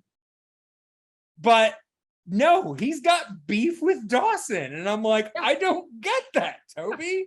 He's immediately fond of Olivia and immediately hates Dawson. Yeah. Yeah, and I feel like that was maybe a subplot or something that was originally meant to be paid off, and it was cut. or maybe they intended to cut the whole thing, but for some reason they left in Toby being pissed at Dawson, but now we don't know why, and it's never resolved. It really makes no sense. But yeah, there's a couple other things. Okay, and I just find this funny because Mrs. Judson in this version, it's one letter different than Hudson. Yes. I don't not a real why name. it's more mouse-like to start her name with a J instead of an H. I don't know. But anyway, because there's not a whole lot of reasoning for the characters' names outside of Basil. Like I was like, oh, was Dawson the last name of the first guy to play Watson? Nope. No, not so much. No. Okay. So that doesn't make any sense. But yeah, so she says that she's going to make cheese crumpets for Olivia. Now, if you are not familiar with what a crumpet is, it is basically what we call English muffins. That is a crumpet. But when she brings them out and Olivia takes some and then offers one to Toby, they are basically muffins. Yes, they're just regular muffins, which makes me feel like the animator that was animating that was like, what's a crumpet? And they said, it's like an English muffin. Yeah. And he was just like, oh, like a muffin. Muffin, yes. Not realizing that there's a difference between what we call muffins and what we call English. Because I don't know if the British call anything muffins. In fact, I think that actually might be very close to a more sensitive word for them. They probably almost certainly don't call anything an English muffin. You're probably right. No, they definitely don't call it an English muffin. But yeah, so I just thought that was really funny. I'm like, there was an understanding gap here. Yes. We could just pretend that Miss Judson doesn't know what a crumpet is. She keeps using the word wrongly, and that maybe Basil has told her before. Maybe he just doesn't want to hurt her feelings, and just like it's none of his business. Miss Judson, your crumpets are kind of puffy. Yeah, why are they so puffy? Every time she tells him she's brought him a crumpet, he just looks at her sideways and just like eats it. It's still good. He's not gonna whatever. It's not worth his time to correct it. Yeah, but yeah, I thought that was funny. Oh, there's a quick moment when they go into the toy store where there is a 3-headed clown. And I'm like, what child wants that? It's that was store, so obviously no child. Yes. Jeez, it's nightmare fuel.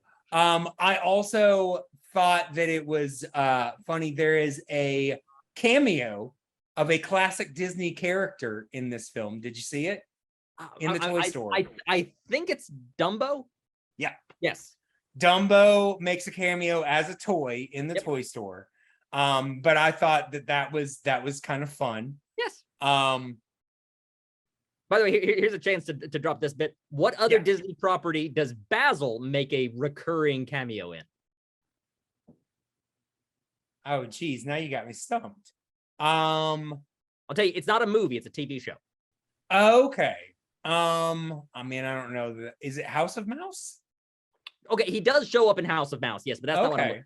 Okay. I think he and Radigan show up a couple times in that, but yeah.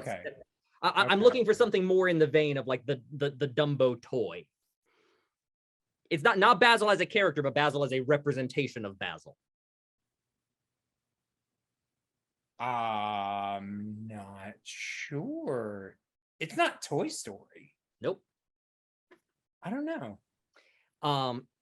In Darkwing Duck, when Drake Mallard would like get in his chair and like pull something to like spin the chairs around, it's a statue of Basil, the great mouse. Basil of Baker Street stat. Nice. Yes. Nice. Okay. So, as a fellow crime fighter. Yes. Yeah. Yeah. No, that's good. That's actually really fun of them to have done that.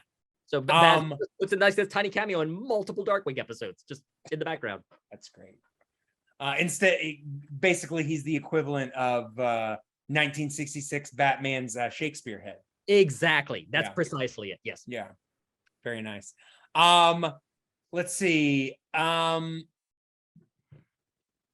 When Olivia gets kidnapped, Fidget just throws her in the same bag as everything else. Yep. Which, number one, that bag's nowhere big enough. Second of all, if it was just the uniforms, that'd be one thing. But with all those gears and tools in there, that's really uncomfortable in there for her. Yep. And hopefully the uniform is just on top, and then she just lands on top of those. Unpleasant trip for Olivia.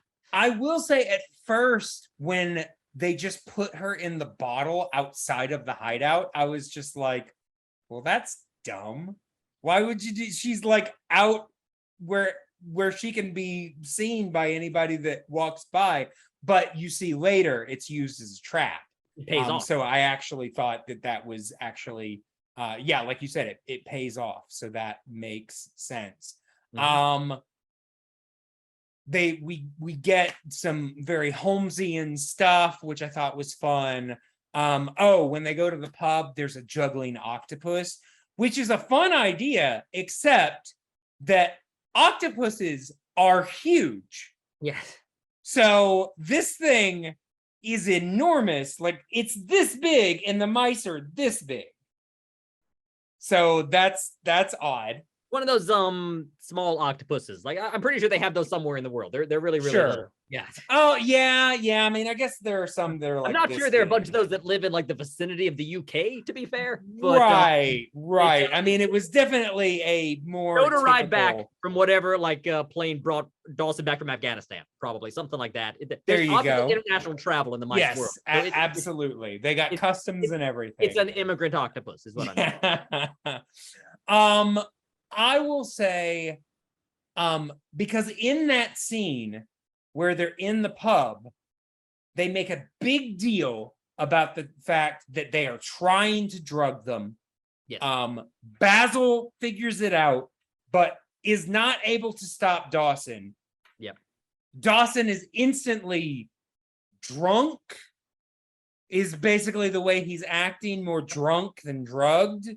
Because drugged, he just gets sluggish, but he's party man. Yeah. That's not drugged. That is drunk. But then the moment they leave the pub, he's fine. Yeah. So I'm like, what was the intention? What was really the plan for drug? They just wanted them to have a good time while they were there. Yeah. That's it. They weren't part of Moriarty's gang at all. This was no. They were like, they're talking about Moriarty. These guys need to loosen up. Let's give them a little something. This guy have a good time. This guy we need to help him just relax. Yeah. Maybe Basil should have just thrown caution to the wind and just you know what, just take one, just have a little fun. I'm sure you remember a couple months back when there was all the hubbub online, especially about turning red and adult themes and whatnot, and how this is inappropriate for children. That was the discussion.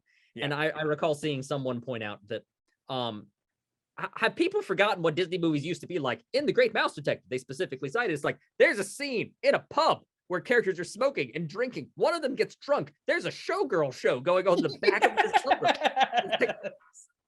I was actually surprised at the amount of smoking that's in this movie. Yes. I mean, I will say a lot of it is Basil's pipe. Yeah.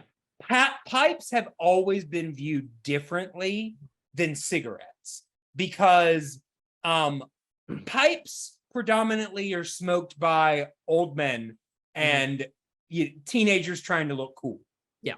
Trying to, be hip, man. I smoke a pipe. Yeah. It's not the typical thing that most teens and younger people are going to go for. That's the cigarettes. So cigarettes are definitely much more demonized than pipes. But we do get our protagonist, Basil, smoking a cigarette. Yeah. So that is interesting. And I like it as much as I hate smoking. It's like I honestly like seeing it in this film. It's like it helps. Like it's in a pub. It's supposed to be in the like the. I was about to say it's not like it doesn't make sense. No, it really helps to set the mood of just like how Right. grungy this place is. And how in character he is. Also, how in character he is between like that and the voice that I assume Barry Ingham is still doing. Yeah. Which sounds remarkably unlike Basil. And how in character he is undercover and how terrible Dawson is at it. Yeah, honestly, I loved the fact that we did get that undercover scene and it wasn't problematic. No. It's just a fun undercover scene. And like you said, he's got his shit together and Dawson's losing his. Yeah. But yeah. Like I said, that was my favorite scene of them as a duo because it was one of the few times that we got to see them as a duo, not being upstaged by the young child. If we'd gotten that Disney cartoon afternoon adaptation, I'm certain we would have seen more Basil and Dawson undercover and Dawson. Right, which I would have really enjoyed. Yeah. We did mention before that I would say the biggest song in this is World's Greatest Criminal Mind, which is sung by as you said, Vincent Price. Just a solo number, yeah. Right. It is him. And I mean, there's a little bit of chorus, especially towards the end. It gets a little Gaston-y towards the end there. But yeah, and it's a fun villains. It is not a menacing villain song. I mean, he is menacing, but not the song itself is not menacing. It's more it's fun. Just gloating. Yes. Right. The other song, the one that is sung in the pub, I mean, like I said, there's a good portion of it that is front and center, which made me think that character was going to be important later, but she wasn't. But a lot of it is also in the background.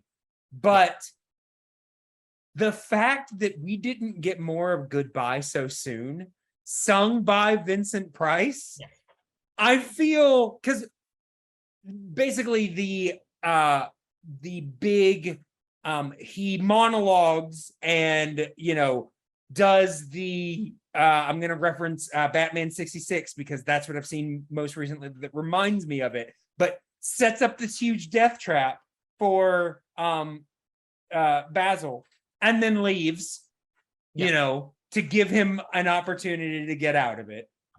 But I do love that he recorded a taunting song for Basil to listen to while he but I would have loved to actually see him sing this because it also is mostly in the background, and what we do get of it is so fun because it's the villain singing a taunting song to the hero. That's a great idea. We need more of that. We got like a little touch of that in like Aladdin towards the very end. We get like a little reprise of Prince Ali, but right. A lot of that. No, that would have been fun. I wish they would have done a little bit more with that. I did make the note that Basil really is derailed.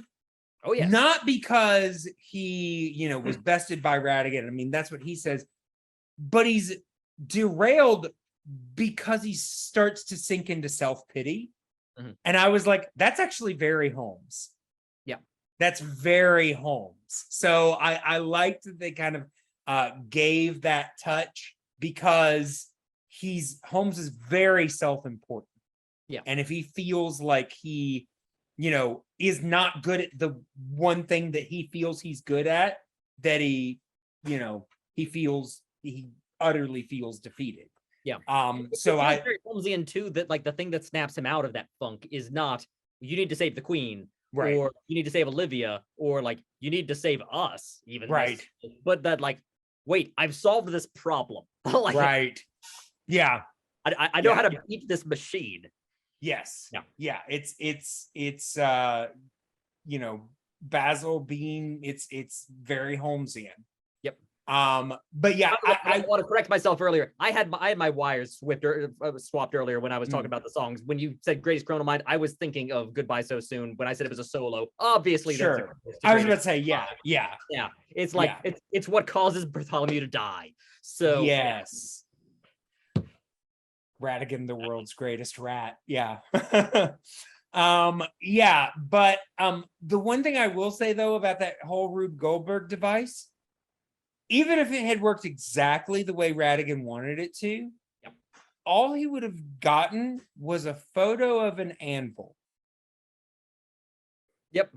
Because he had this whole thing set up, and he had the very last thing was that the camera was gonna go off and show proof that he killed you know, that he killed Basil 3 times. Mhm. All that would have been seen was an anvil. Yeah, it's just pretty much the same shot it was anyway. Yeah. Well, and instead Whether we or actually not got to he's see under it. Basil Yeah. in front of it, you know, saying cheese. This Yes. That was the only way we would have seen Basil in that photo. Yeah. Was Basil breaking out. Yeah. It's not like it's got his head sticking out one side and his feet sticking out the other. It's just like it's just an anvil. Right. Right. Also, it's like I'm not entirely certain how the rest of those things are triggered. Like clearly, Yeah, like, yeah, they don't really follow.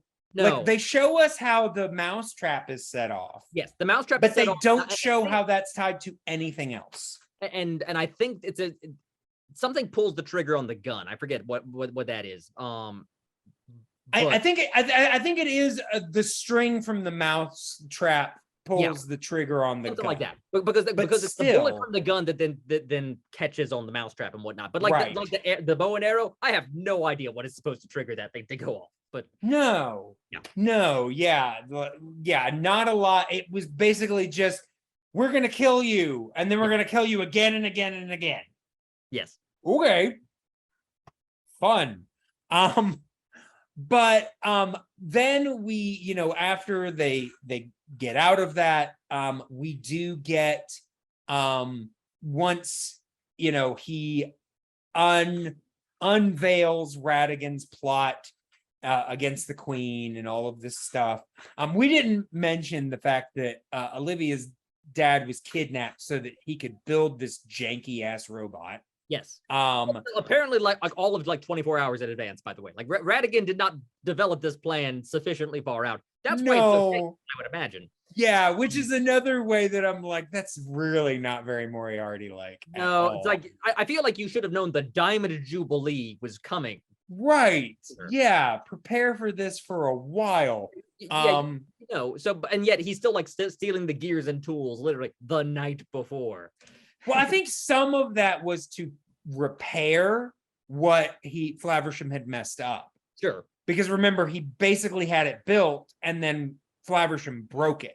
Fair enough. I like that theory. Yeah. So I that's what I always felt the gears were for. The problem is that by the time he brings him the gears, because he brings the gears the same time that he brings Olivia. I don't know why they would have given him the gears before they showed him Olivia. It looks like he's got the robot rebuilt already. Yeah. So I don't know what those gears were for.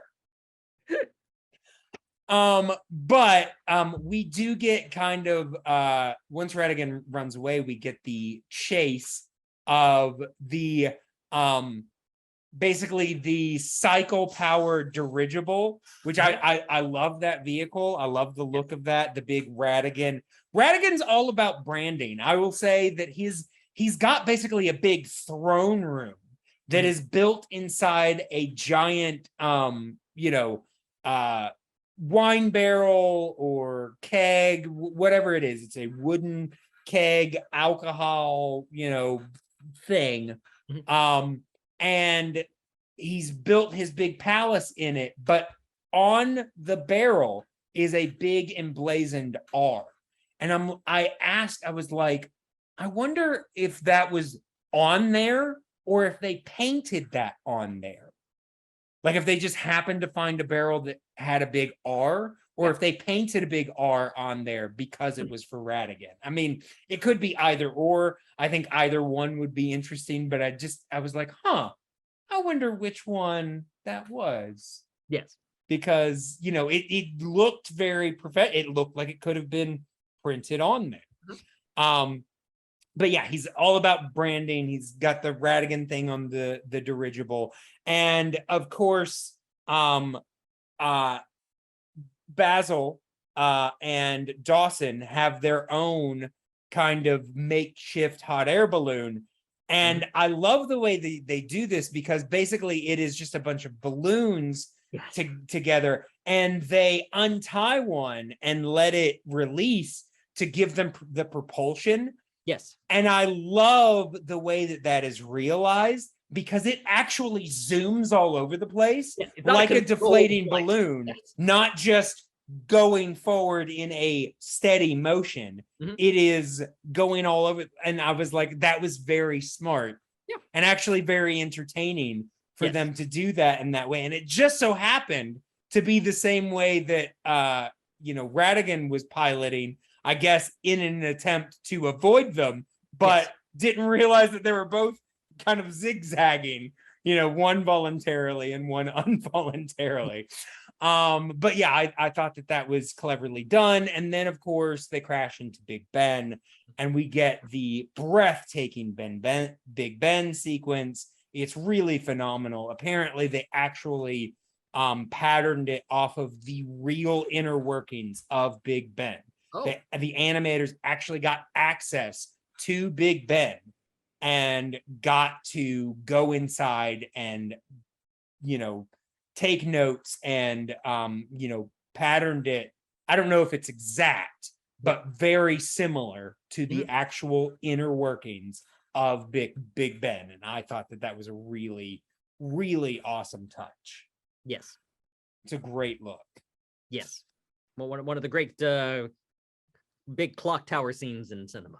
Oh, absolutely. Well, and apparently they got the idea because they were big fans of the Castle of Cagliostro. Oh, yes. Which is the directing debut of Hayao Miyazaki. So I thought that was interesting as well. Although I don't think in that one they didn't go inside the clock, so they added that. But very similar end where the villain falls off the clock. Although in that one, I think in Cagliostro, I think he actually gets decapitated by the clock. Oh, well then. Yeah.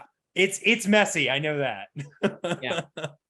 Can't have that happen. We want to keep the door open for Radigan to return in you know, the direction. Well, I mean, he still falls off. I will say though, it's a Disney death. Like the villains die all the time that way, and they come back. That's fine. Obviously, this is based on a similar death. I believe it Reichenbach Falls. Reichenbach Falls. That is correct. So based on it is, you know, the hero and the villain falling off of a very tall thing at the same time, but because this is a children's film and we're not going to leave them hanging for several years. Yes. They, you know, reveal that Basil is alive. And I do like kind of their way of getting out of it, that he was holding on to the propeller of Radigan's, you know, cycle powered, and it had just enough that he was able to cycle his way up using the propeller, basically a very rudimentary helicopter. And it feels appropriately set up that it doesn't feel like a Deus Ex Machina in the moment. Right. Because, like, we've already it doesn't feel shoehorned. It doesn't feel forced. It actually feels kind of diegetic to what was going on. Yeah. We've already set up, you know, at length Radigan's, you know, pedal powered balloon. We see crash into Big Ben. When Basil falls off, we see him catch on to grab onto that. And when it breaks, we see it fall with him. Right. So yeah. It was very well set up and well paid off. So, you know, like I said, there are definitely things in this film that are well done, well paid off. And then there are things that, and I think a lot of this, like we said, was due to the rushed production were set up and didn't pay off, or just not thought through very well. Yeah. But before we move forward, is there anything else about this film that you wanted specifically to talk about? Ooh, let me think.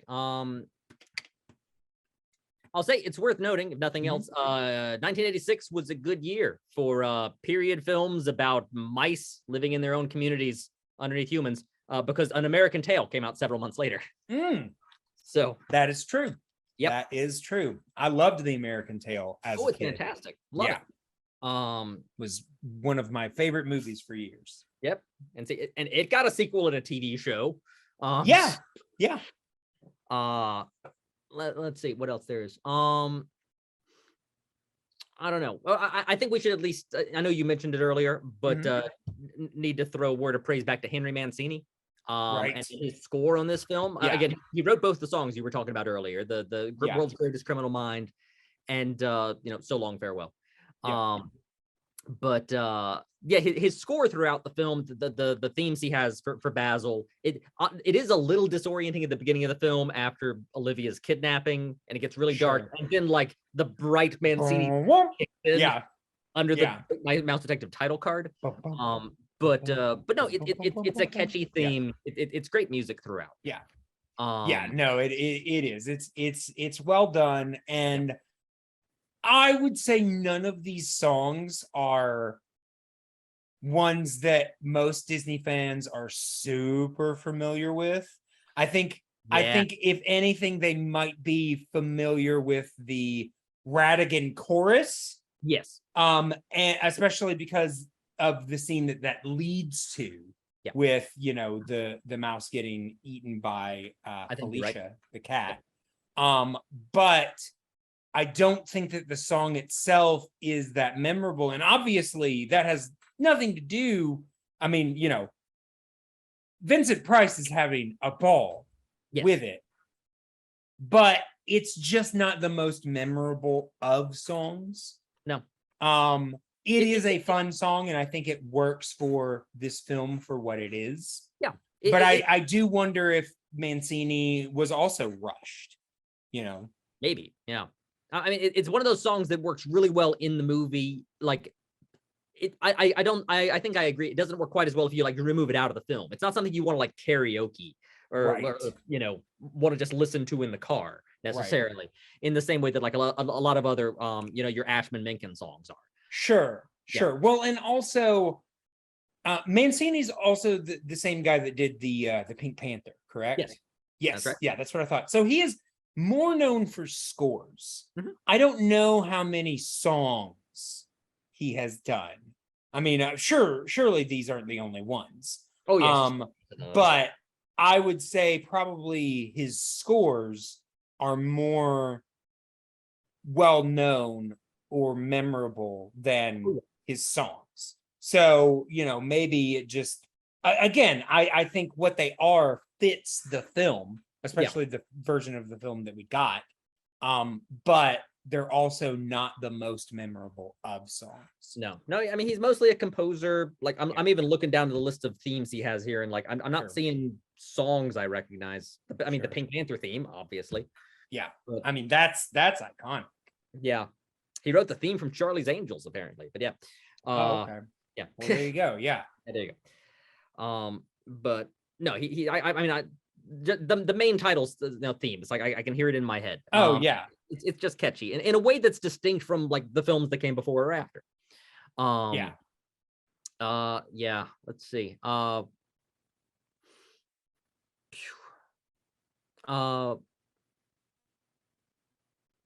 There's a long pause. Shouldn't have this in a podcast. Right.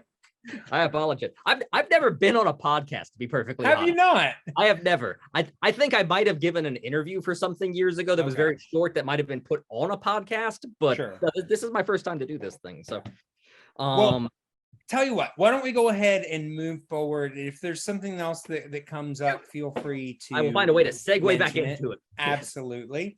But now is the time to rate this film.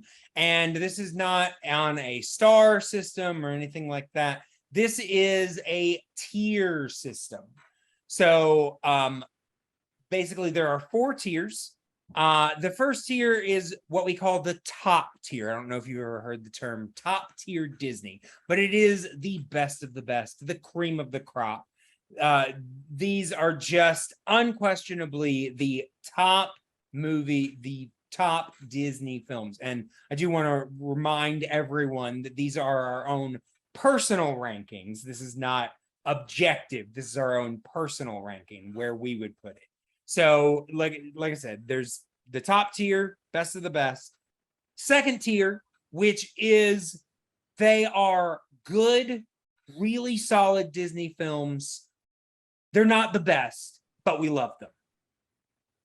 Then there is your third tier, which is it's okay. It's not the worst, but it's definitely not the best. It's just kind of eh.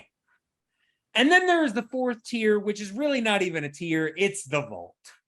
They are those films that we wish Disney would bring back the Disney Vault, toss them in, and just forget that combination. Just forget them. Yeah. Loren, I have to ask you, where would you put The Great Mouse Detective? Is it top tier, second tier, third tier, or I don't know? Maybe you just really wanted to talk about this movie you hate. You talked me into it over the course of the recording.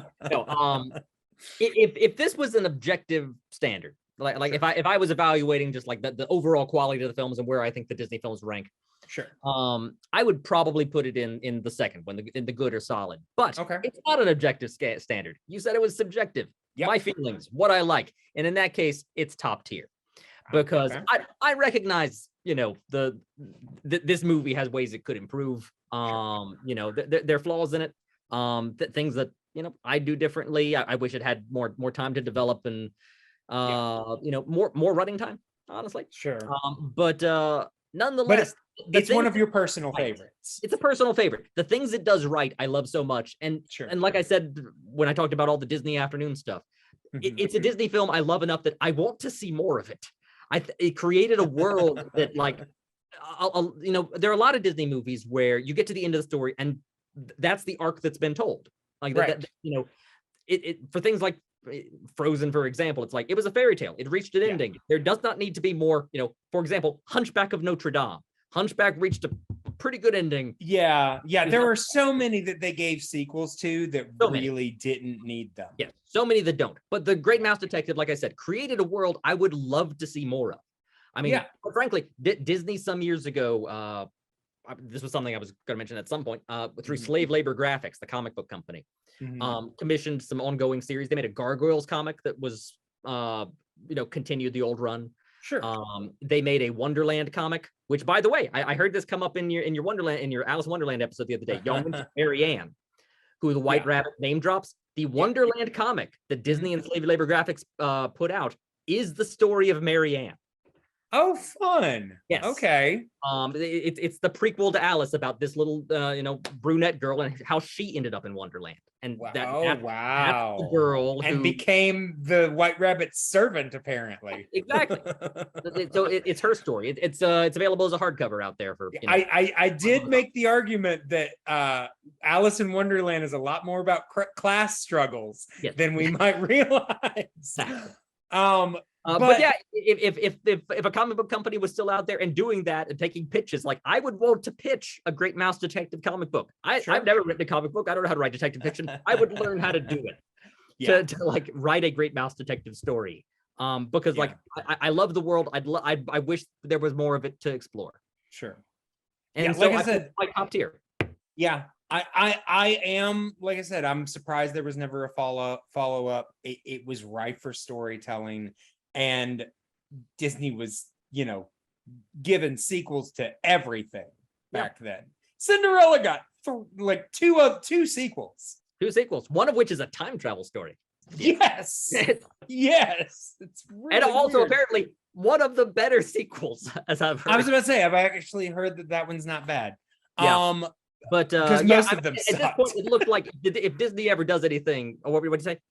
I was about to say because most of them suck. Most of them suck. Yeah, Yeah. the Fox and the Hound joined a band. Yeah, that kind of thing. Oh, that was weird. Yeah. Really weird. But yeah.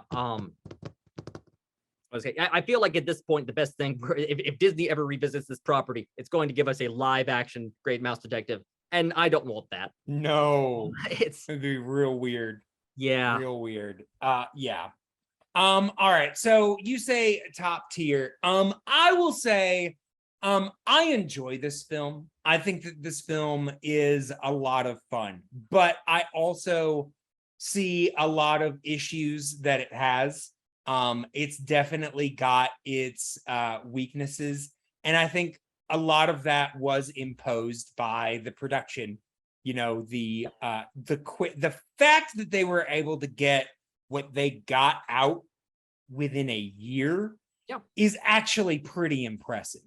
I think it probably speaks to Musker and Clemens's skill, honestly, and why they were given more to do down the line. Yeah, absolutely. But so for me, I think it's definitely better than third tier.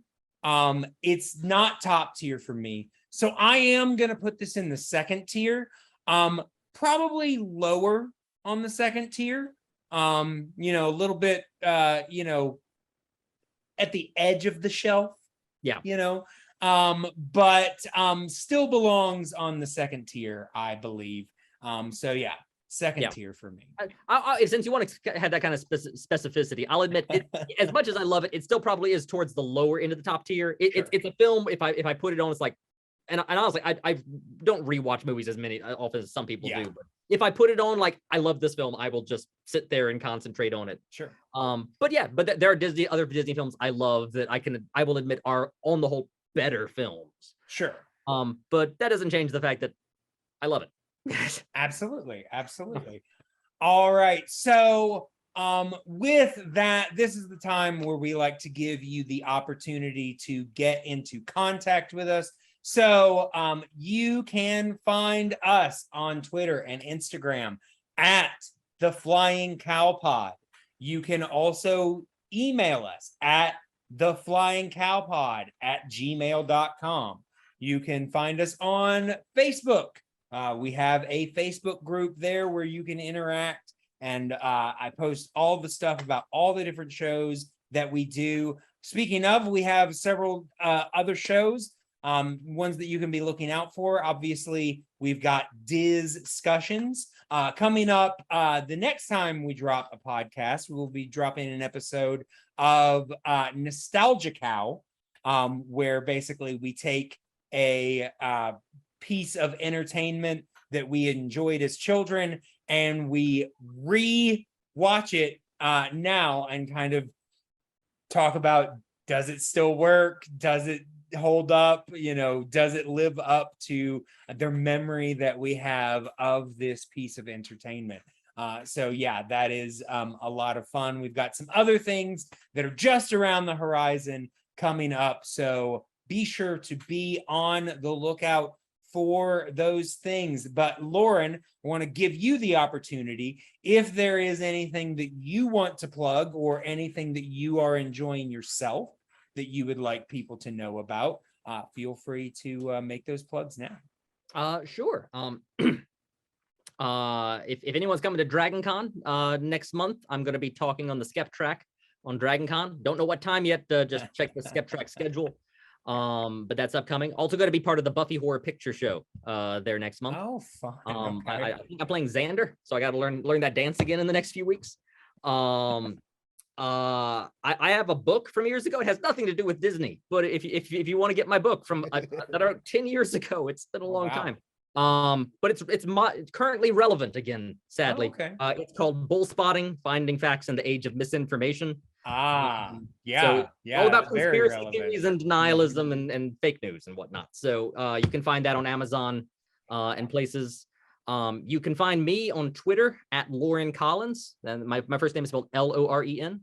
I'm also on Instagram at Loren UGA. Don't post there nearly as often, but yeah. And so yeah, just find me online or read my book or come see Dragon Con. Yeah. And I do theater and other stuff like that, but I'm not currently cast in anything. So I'd plug that. But I was Charlie Brown a couple of weeks ago in You're a Good Man, Charlie Brown. Which is great. So, Yeah. Yep. So keep my fingers crossed for the next thing up in that line.